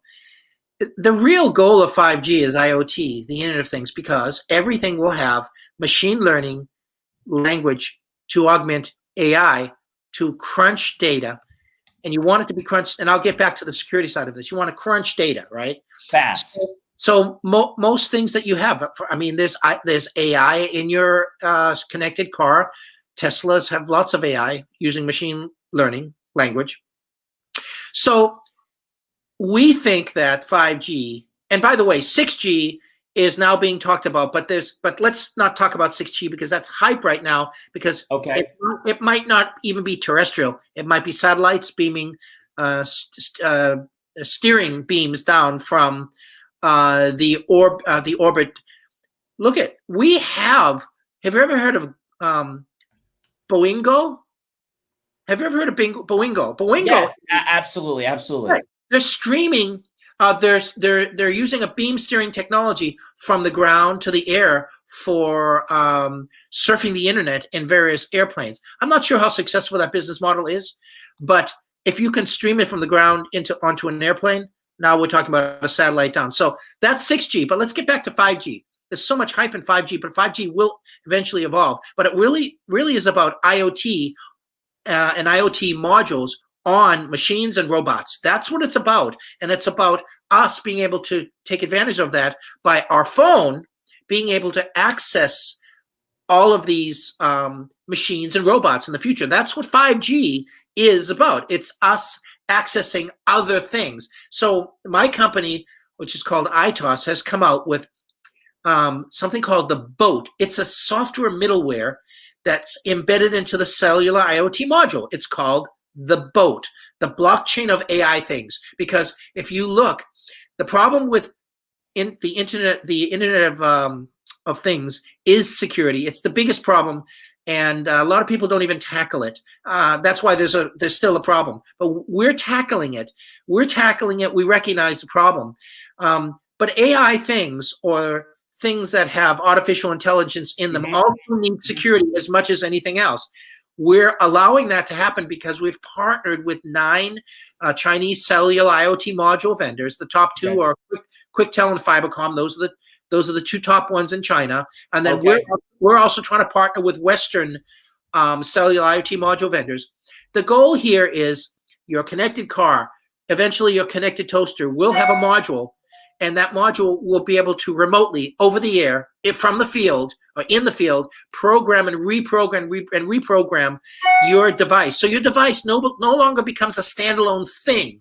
It will have the ability to continuously reprogram itself and do various other things. So this is a very, very cool theme of what 5G is about. 5G is about taking things and being able to reprogram them in a safe manner and over long distances. That's what IoT does, but that's also what 5G enables IoT to do. So 5G standalone is not just about downloading a video. No, that's a very simplistic mindset and view of IoT. It's about smart cities and about smart building. Virtual reality, augmented reality, that's only the All beginning. of that. 5G will enable that, but only if they're using IoT. And we think for the trust, the blockchain. We think for the trust, the blockchain and IoT need to be married in a courtship. They need to be married, and that's so that'll have the governance you're talking about. That'll have that compliance or that regulation. Yes, we think that our technology will become the de facto standard because it's on 9 module vendors right now, and the module industry, the IoT industry for the modules, is very fragmented, and the Chinese lead in this industry. There are 3 major Western companies: Sierra Wireless, U-Blocks, and Telit. Those are major companies in the West. We want to partner with those guys. Carl, will this change, as you're familiar with the basically we call it we have the standards like the 802.11, 802.11ac, now 802.11ax. Is this going to add another classification to that standard series? It's going to change completely because, in my humble opinion, people aren't talking about what Apple and Samsung have been researching. It's called UWB. And I believe UWB has the potential. Remember, you have to think about YWANs, wireless wide area networks, and YPANs, wireless personal area networks. Right. I'm the person who brought NFC technology to China and had it standardized on all these smartphones from 2008 to 2013. And I also recognize the importance of NFC technology. Why did Google? It was a great thing you did, but why did Google a while back? They got rid of that from their browsers. They got rid of that functionality. Remember how you had NFC technology built right in?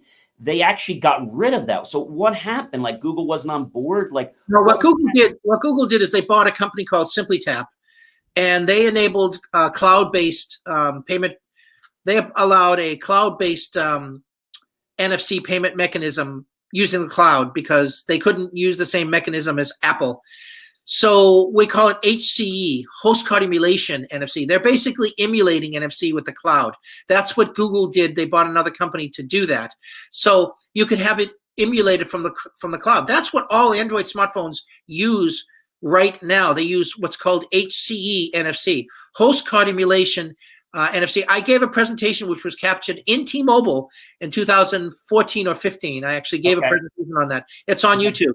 So, and Google has gone from, don't do evil to, well, we can kind of do some things that are evil, in my opinion. But they do now care about security. I will say that, but they're painfully slow. And I know. But what are we doing now? I know you mentioned all those things about security, but my still thing is safety, Carl. So how does that fit into the mix, or is that not even thought of yet? Is that part of Is that part of your system? Because like I told you with this Vietnamese UB modem, which is supposedly the be all end all, I'll tell you that I got speed slower with the new modem than I could with the old modem. And the new modem was more picky than the old modem, so it required a more cleaner signal. So here's a key point. The modem that you're talking about, it's either, in your case, it's on a smartphone, right?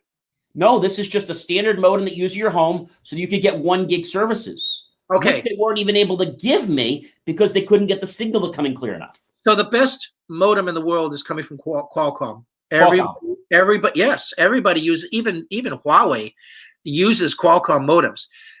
They've got the best modem in the world. So if you want to insist that you have the best quality coming from the modem, because the modem, it's a feature, a function, a technology that goes onto the smartphone. It's on smartphones. It's on your routers. Laptops, it's on IoT modules.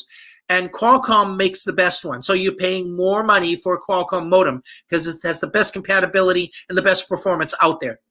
Hands So there down. has to be like a standard that when you're buying, there has to be like a rating. I used to like Aeris a lot. They were very good. There's no rating. So for the average consumer, other than with our advices, they don't know what the scale is. They look at something, the manufacturer saying buy this, or what do you call it? The cable company says buy this, but they're just looking for the cheapest one. And what I found out is, why did they go away from this one? Well, I learned, without naming the specific company, because there's a lot out there, they actually didn't pay a bill. And the reason they didn't pay a bill for a long time, they burned their relationship with one company and they couldn't buy that particular modem anymore. So they went to somebody else who was just dying to give them product. Yeah. So first of all, you don't burn your relationship with Qualcomm, number one. Number two, it's very difficult to form a relationship with Qualcomm. Only the top companies. Trust me, if you try to approach a Qualcomm person and discuss your technology, they'll say, well, I'm sorry, we're not interested. Qualcomm is a very difficult company to deal with, but they do have the best. They do have the best technology. It's a fact. It's a fact. They were the ones, if you remember, that made. You remember Eudora? Nobody uses them anymore, but they actually made Eudora.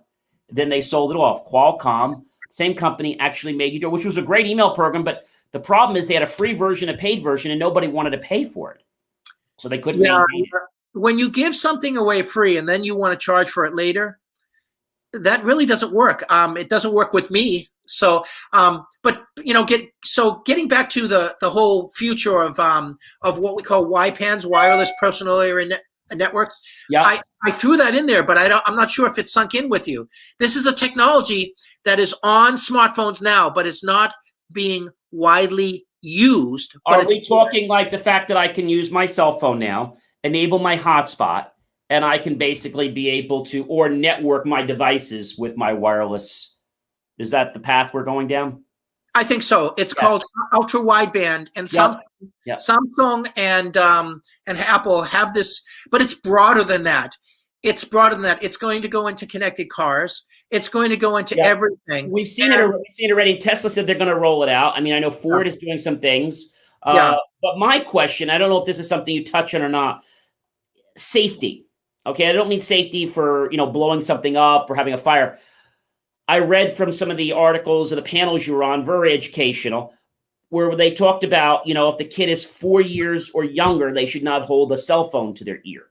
But after 4 years, it's okay? Is that did I misread that? Or that was confusing. I didn't get that. Should be below the age of 15, you should not be using a cell phone next to your ear, because the brain matter of a so after 15, it's okay because the the SDR, the SDR, something absorption rate, SAR. No. So SAR is a rate measured for the emission of EMI coming from the device, which emits radiation. Everything emits radiation. Just like when they take X-rays, they have a different measuring standard, basically. It's 2.5. It normally is 2.5 SAR rating, and smartphones cannot go over that. Now, every smartphone sold in the United States must go through FCC testing, and SAR ratings are very, very important. If you don't pass SAR, you can't sell your smartphones in North America. But even having said that, you should not use a smartphone before the age of 15. It's not good. Fortunately, I think my family got away with it. I think our daughter was 17 when she started to demand a smartphone for work, for school. Wow. Demand is the word. We weren't allowed to have cell phones in school. That wasn't even permitted. Right. Time, my cell phone, you probably remember these days, my cell phone cost me somewhere around $5,000. And it was a pack that sat on my shoulder. Yeah, so I met about 10 years ago, more than 10 years ago, I met the actual founder, the actual Motorola engineer who was the first person to make a phone call. And he actually was one of the inventors or the creators. His name was Martin Cooper. I don't know if this name rings a bell, but he's still rocking and rolling. He's in his 90s and he's still active. His name is Martin Cooper. He's still doing things. He was the first person, I think it was like 1974. He made the first smartphone, the first mobile phone or cellular-like call. It was NEC and it was Motorola. And I still remember to this day, that if you did function 6, that would enable, if you had the extra kit, it would enable the horn feature. So that if you got out of your car, it would honk the horn. And then we Right. got to Nextel days with push to talk, and then that push to talk went dead. Yeah, that's all. I was in that industry also in the 90s. That's what we call land mobile. So Okay. it's land mobile radio communications, not digital cellular. So there's a big difference because that was the analog world.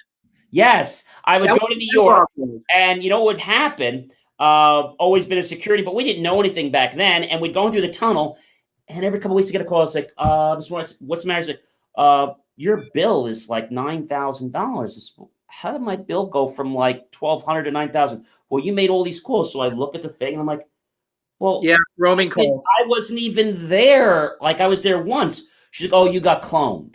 Now this didn't happen once. This Yeah, that- happened every freaking time I went to New York, and I was so happy when digital cell phones came out because they couldn't clone. They used to sit there with like a $40 device and just grab people and sell the chips. Now, I'll tell you, this is interesting you mentioned this point because I was pretty much the first person to push eSIM to the Chinese smartphone manufacturers back Really? in, yes. Oh, wow. Back in 2016, a French invested company out of Singapore, French guy, and I was pitching the eSIM operating system. And so I was traveling into China trying to convince all the Chinese smartphone vendors to use eSIM because eSIM has a great feature, which is, first of all, in America, there's no more concept of roaming because you can make a call from any place. Now, roaming is kind of going away in Europe. It's kind of gone away in Europe as well.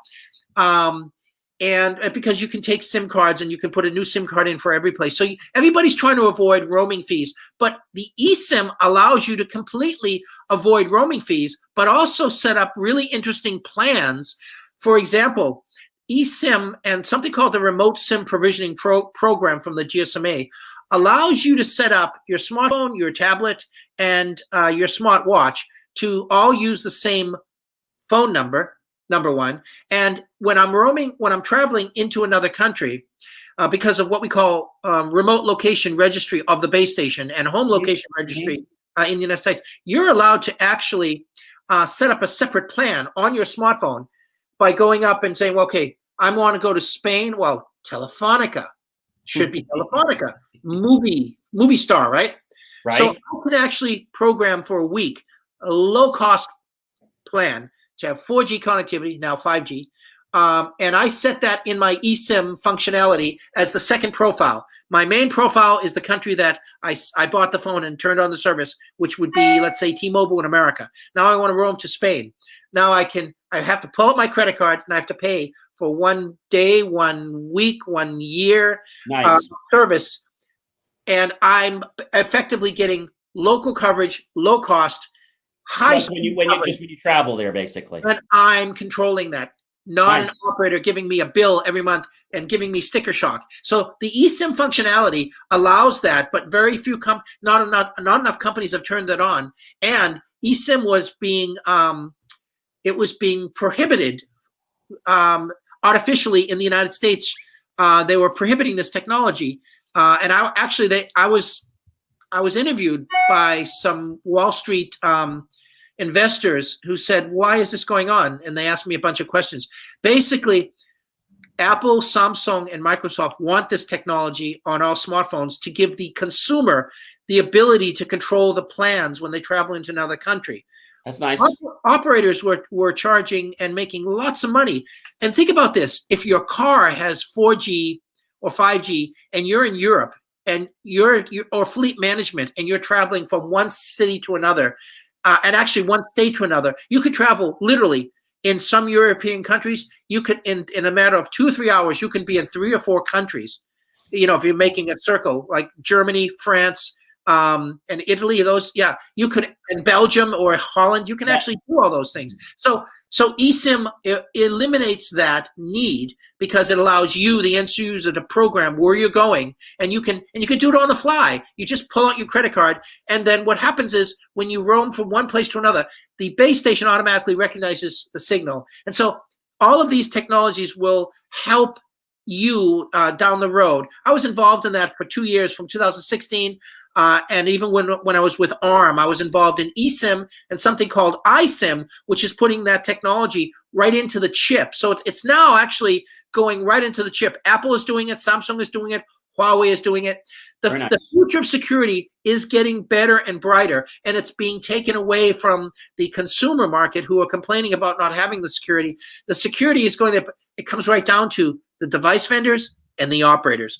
All security for the internet comes back to the mobile network operators. Let's not let them get away scot-free without having better governance.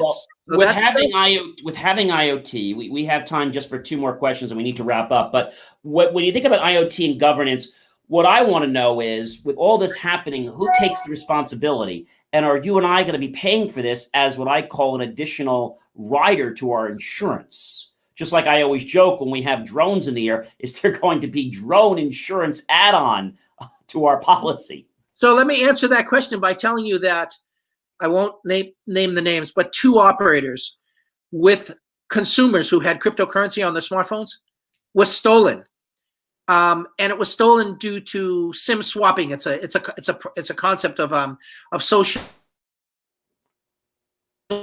engineering or spying, or let's say, what's the term? They were spying and trying to get as much information. They went back to the operator. They were able to get the cell phone number, and they knew that this person had lots of crypto on their smartphones. So they were able to use malware by just having the person click on a link, and then bingo, the malware is on your mobile device. So they were able to steal millions of dollars of cryptocurrency from users on 2 networks in North America. I will not make names. You can go and you can Google it. And so basically, the operator said, not my fault. The smartphone vendor said, not my fault. The crypto wallet vendor said, not my fault. Nobody takes responsibility. And that is my only criticism with the cryptocurrency world, which is the organizations that should take responsibility aren't. Don't. And there's no governance because it's a laissez-faire. I'm not criticizing the crypto world, but there's your answer. When there's no governance and regulations and guidance, nobody will take responsibility. It's lip service. Well, Karl, this has been really interesting. And the last thing I just want you to sum up for us is, where are we going with BOAT and with blockchain as far as the pandemic? Is there anything you could sum up for us in the last couple minutes? Well, it's very interesting that in China, now people will take this, I think, wrong and negatively. They will say, well, the Chinese just want to monitor everything. But in China, when you come close to another person that has COVID-19, you will get an alarm on your phone, number 1. Number 2, when you don't have COVID-19, you will get a QR code and a green QR code. The red obviously means danger, don't come near me. But the green QR code is a safety mechanism that says this person is safe from COVID-19. And when actually, I think they're using ultra wideband in China right now to do that. So they're already using this advanced technology. In America, we're still trying to figure out who has COVID-19 and who doesn't. We can learn from the Chinese. And that's what I want to say, that we need to learn certain things from other countries and other cultures, because the Chinese and Taiwan, for a perfect example, also has this technology in place. So we can stop COVID-19. We can monitor it much better than we're doing now. We can use technology to do that. That's the key point that I'm trying to say. I also want to say that your future is the Internet of Things, because everything you're going to buy in the future, including your car, will use an IoT module, and that module will be very intelligent and be able to do many more things than you imagine. Can you imagine if you and I had a Tesla right now? We wouldn't even be doing our jobs. It would be the thrill of driving the thing and figuring out all the cool things that a Tesla can do, right? So think about all the devices you have in the future. When you add the IoT module, it'll be able to do many more things. But the key is the security. I agree. I know test driving a Tesla just a few months ago. I have never ridden it. It's really going somewhere. And I know just even with my washing machine that I got, it's all IoT with technology and things like that, and different type of things. So I think there's a benefit, but I do think, like you do as well, that I'm not a big proponent of the smart house. And the reason I'm not is because the things you hear on TV and what's happened, people rush to get everything interconnected. and then they don't protect their infrastructure. So Yeah. I always tell people, when you're going to add something to the network, let's think about security first. I have been in the security world since 2008, and so I fully agree with that. But I'm actually the guy who's not just sitting around talking about it. I'm actually doing something about it, because since 2008, I've helped to scale and standardize 3 different technologies on mobile devices since 2008, and I feel quite proud of that. So I don't just, you know, this is a side Sure. a side issue. I just want to leave you with this. I have been in this industry helping enable these cool technologies to be designed into these devices. And then I see news media basically picking up on this stuff, you know, months and years later.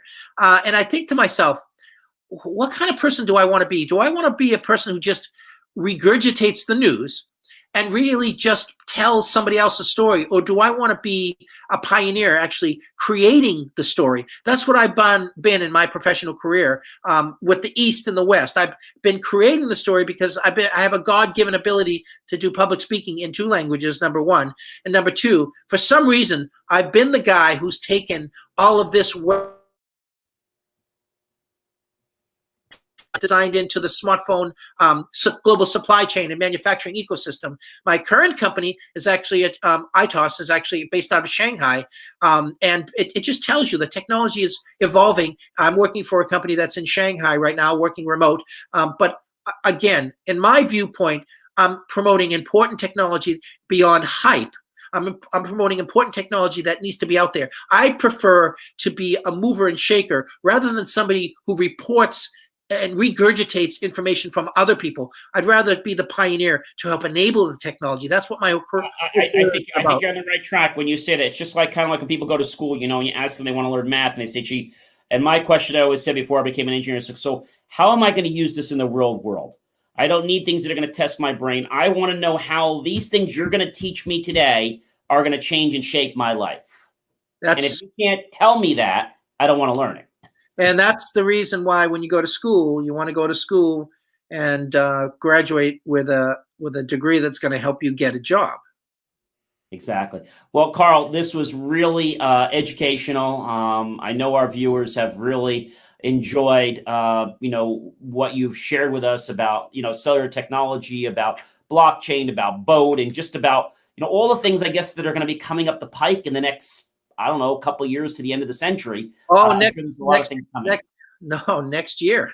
Next year, we're going to see some of this stuff already. Well, yeah, because we have just signed our first memorandum of understanding for a proof of concept with a major global mobile network operator for our technology. And so I have to be very sensitive about mentioning this, but we have, and so I feel let the floodgates open. When that opportunity comes and you're allowed to share that with us, we would love to have you back and learn once you are able to talk to us about that with more specifics, because I think you've definitely perked a few people's ears up today and let them know that IoT is not really just a hype, but it's really going to change practicality in the way people live and do business every day. John, it was great. It was great to have this rapport with you, this dialogue. I appreciate the opportunity to evangelize some of the passions in my life and career. So thank you. Thank you for this opportunity.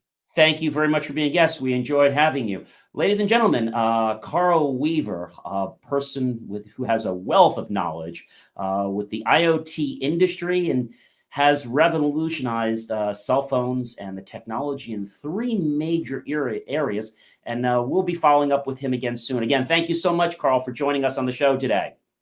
Thank you. Have a great afternoon. You too. So, Marcus, did that open up some eyes for you, or was that just about what you thought it was going to be? Very intriguing and very enlightening. I'm very excited, you know, for just the information presented, and you know, it seems that it's going to be very helpful for others that was listening in to and watching. He still is. He's the leader of his field. I mean, the way he did those things with the AIT OS. And just how he was able to be that liaison and how he was able to do those things in different languages. That's amazing. I still can't pronounce his name that they gave him, but hopefully our viewers got that, or you guys can listen to the replay later on, because my dialect of saying things in other countries, that's just not one of my specialties. But, mobile contactless NFC near field chip payments, and being able to do this in smartphones, and really just creating this whole new world, which is really starting there overseas.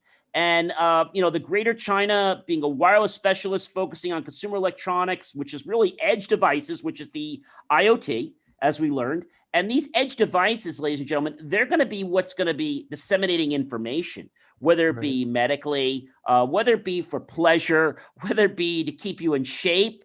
There's so many things when we talk about edge, that's going to be that connects to the internet. I'm going to give you a perfect example. Many of you have a washing machine at home, or maybe you have a dryer.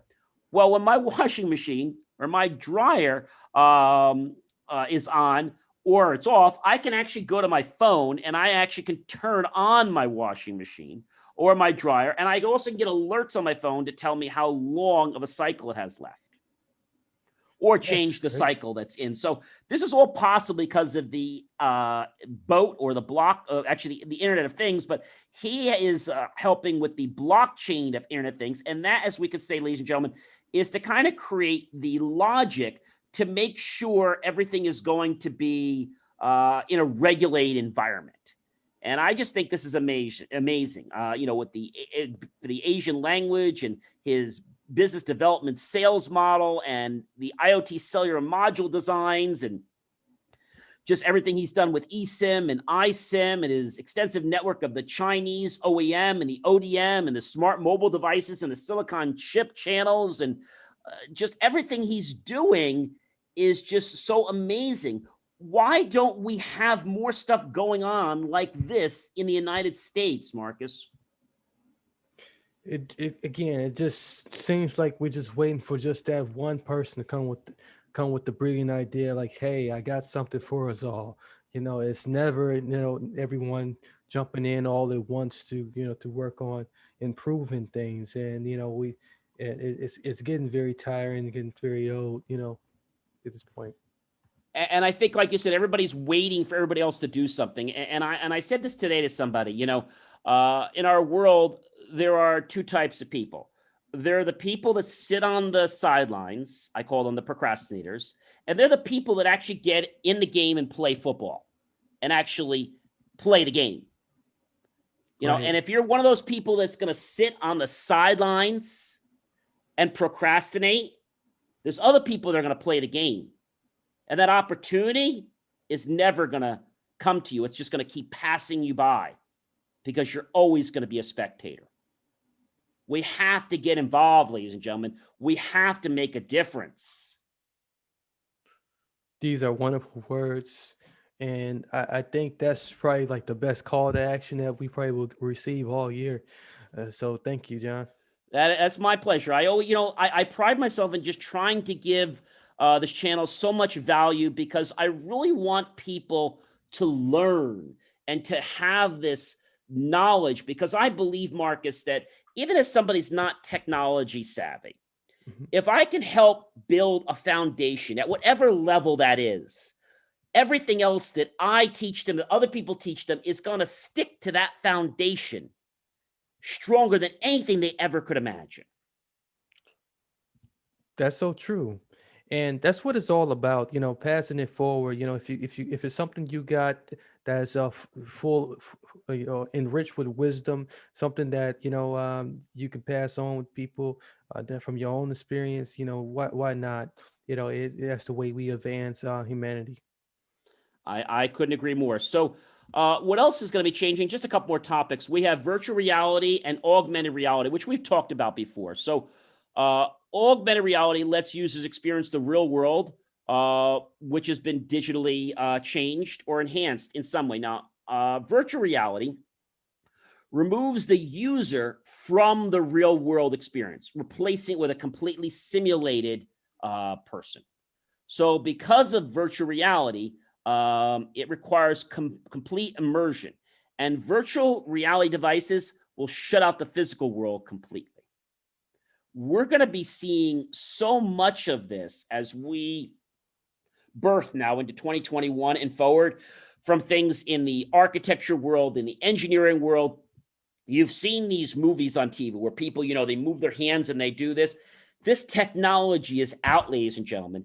It's just in the thousands and millions of dollars. It is not in the hundreds of dollars. And when I say thousands of dollars, for a glove, we're probably talking $10,000. So a whole VR kit that you'd use for an engineering studio is probably going to be over $1 million. Mm. And again, you could get things cheaper, but we're talking about the amount of data points. And the more data points you have, the more realistic the movements are going to be. And when you're designing a ship or you're making something, you got to have it as precise as you can. This is so true. I like that. I like the breakdown of that, and I can't wait to see when they perfect this to the point where VR and AR is readily available, and you can just go down the shopping carts and pull it off the shop, off the shelf without worrying about the price. You can go right now and buy some VR goggles and have some game experiences, but that is just like scraping the surface. It is. It's not what it's not what it really supposed to be yet, though. And that's what I'm looking for. I'm waiting for that. I don't want the goggles yet until you give me the real stuff. I mean, the goggles are great, and they're very good. They're very good things. But when you think about designing a building, okay, and how things are going to work, and how you can get into that system, so you can get like what they call like a Collis Rift for something under $500, $300. That's a PC powered gaming VR set, but it's nowhere near what it's going to be like when it's as real as the data points I'm sharing with you. I have a special on one of the next shows. I'm going to be talking about a keyboard. Okay. And this is something I have in my possession. It's a keyboard that has no keys on it. Mm. It's a laser. Wow. When I turn it on, and it may be a little hard to show you on the camera because of the laser, but it has a laser beam and it's going to shine all the keys out. And I literally can type on the keys that's from the beams. That's cool. So we have some technology out there. The gaming technology is going to come down in price, but as we get more into games that are artificial intelligence, that's where the VR world, my friends, is going to really take off. And what I see happening is, you think these $29 games that you buy, some people think they're expensive. How about paying $100 a month for a subscription to an AI library for level 1 to have a human experience? A monthly subscription. How about buying a virtual vacation? If the vacation is $10,000, well, maybe the virtual reality version of it might be $1,200. It's going to become that real, ladies and gentlemen, because see, your brain doesn't know whether something is real or imagined. Many great athletes don't practice every single day. A lot of basketball players, they didn't practice every day, but when they practice? Every day they practice in their mind. Yeah. When it was raining, they were practicing in their mind. They did a study. The players that went to the gym and the players that didn't go to the gym, and then the third that didn't do anything. Well, the third that didn't do anything, their performance was terrible at the game. But the ones that play on the court, the ones that play in their mind, actually did a little bit better than the ones that played on the court in practice. That blew my mind. So when they were doing the practice on the court, I guess they were going through the motions. Yeah. When they were doing the mind, they were seeing it, they were feeling it, they were experiencing it, and they were getting those same muscles to fire in their body. And you know what? There's been so many tests on this, and I can definitely, you don't have to say it more than once to convince me that how real this is. It's the power of the mind, in which things start, before it becomes alive. And boy, I can't wait to get me a virtual vacation. I just keep going. So another thing that's happening in the United States right now is micro mobility. We're going to see e-scooters. That's going to happen. We're going to see different types of bikes. Just the ability that people can get around in a, let's say, a more versatile way with smaller types of vehicles, from scooters to different types of devices. I'm not saying we're going to see rockets that are going to blast us like we see on a show, but we're going to have different devices that are going to be able to allow us to transform around. Maybe we'll see a lot of this in New York and the cities and stuff like that.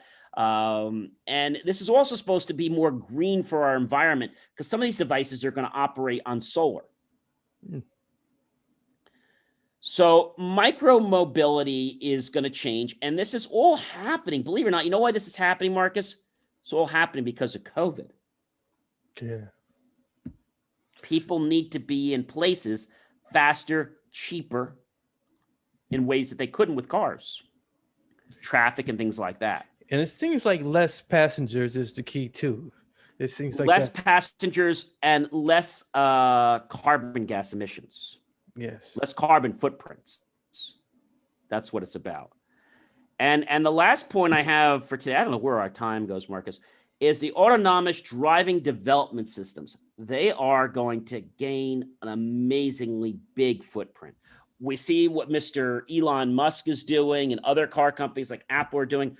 A lot more people are going to be coming to the table with autonomous driving devices. And I believe we're going to see this first in like the taxi world, the Uber world, the Lyft world.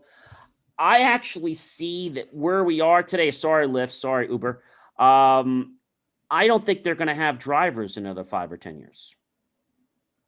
Yeah, I don't think so either. I think it's going to become this thing. But the problem with that is, now you want to change your direction or do something, you're going to have to do it all through the app. You don't have a human connection, right? And if you do, are they going to have a voice connection in the car that you tell the robot or you tell the car what to do? Is that going to work well? So there's a lot of things I think they have to perfect. But here again, Marcus, where's that data going? Right? That's the where is that data going? Well, we have just about wrapped up at the end of our show here today. We have another great guest coming next week. Tino Go is going to be our guest. He is another amazing. We've been just getting some great guests coming up. Tino Go is the CEO and founder of Baru Furniture in Cleveland, Ohio. And although he's going to be talking to us when we interview him about how he takes an app and allows you to produce furniture, his real magic is not about producing furniture. It's about using technology to take a process. He actually comes to us from the financial industry. Wow. So very, very interesting to interview him. You definitely want to tune into that. But listen, ladies and gentlemen, if you have an idea for a show, or you have a guest, or you'd like to be a guest on the show, all we ask is that you provide some value to our show. Again, it's not a sales pitch. So if you are someone in the tech field or has used technology in a certain way, or maybe you'd like to comment on something that we've talked about here in the show, give us a one-on-one personal experience about something we've shared or said. We'd love to have you on for a short 15-minute segment. You can reach out to me at jmor.com. On the top right-hand side, just click on the reach out button, fill out the form, contact us, and let me know, what ideas you have. Also, if you or someone you know has a product, you'd like me to unbox it, unwrap it here on the air, and then maybe give you a review on it, I'd love to do that for you. By the way, we don't charge anything to be on our show. We don't charge anything for our unboxings, and we don't charge anything for our reviews. So you can't pay us for that. We do charge to advertise on our great show. Of course, we hope you do that. But there's no charge for you to be on the show to provide value, because we do want to pay it forward. And I just want to thank everyone, Marcus, all the team here that helps make this possible, as well as the many viewers that keep joining us every Friday night. Tell your friends, tell your colleagues, we're growing. We're a great show. And if it's related to technology and it's something that you need to know about, you're going to learn about it here on the JMOR Tech Talk Show. I'm John C. Morley.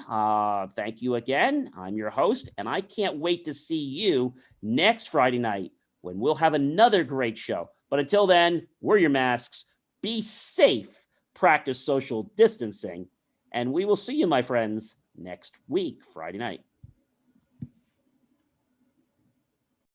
Thank you for tuning in to the JMOR Weekly Technology Show, where we answer your questions about how technology is supposed to work and sometimes why you have challenges getting it to work that way. For more IT support and tips, just text IT support to 888-111. That's IT support to 888-111, and you'll get tips on technology. I'll see you next week right here on the JMOR Tech Talk Show. Remember, JMOR.com.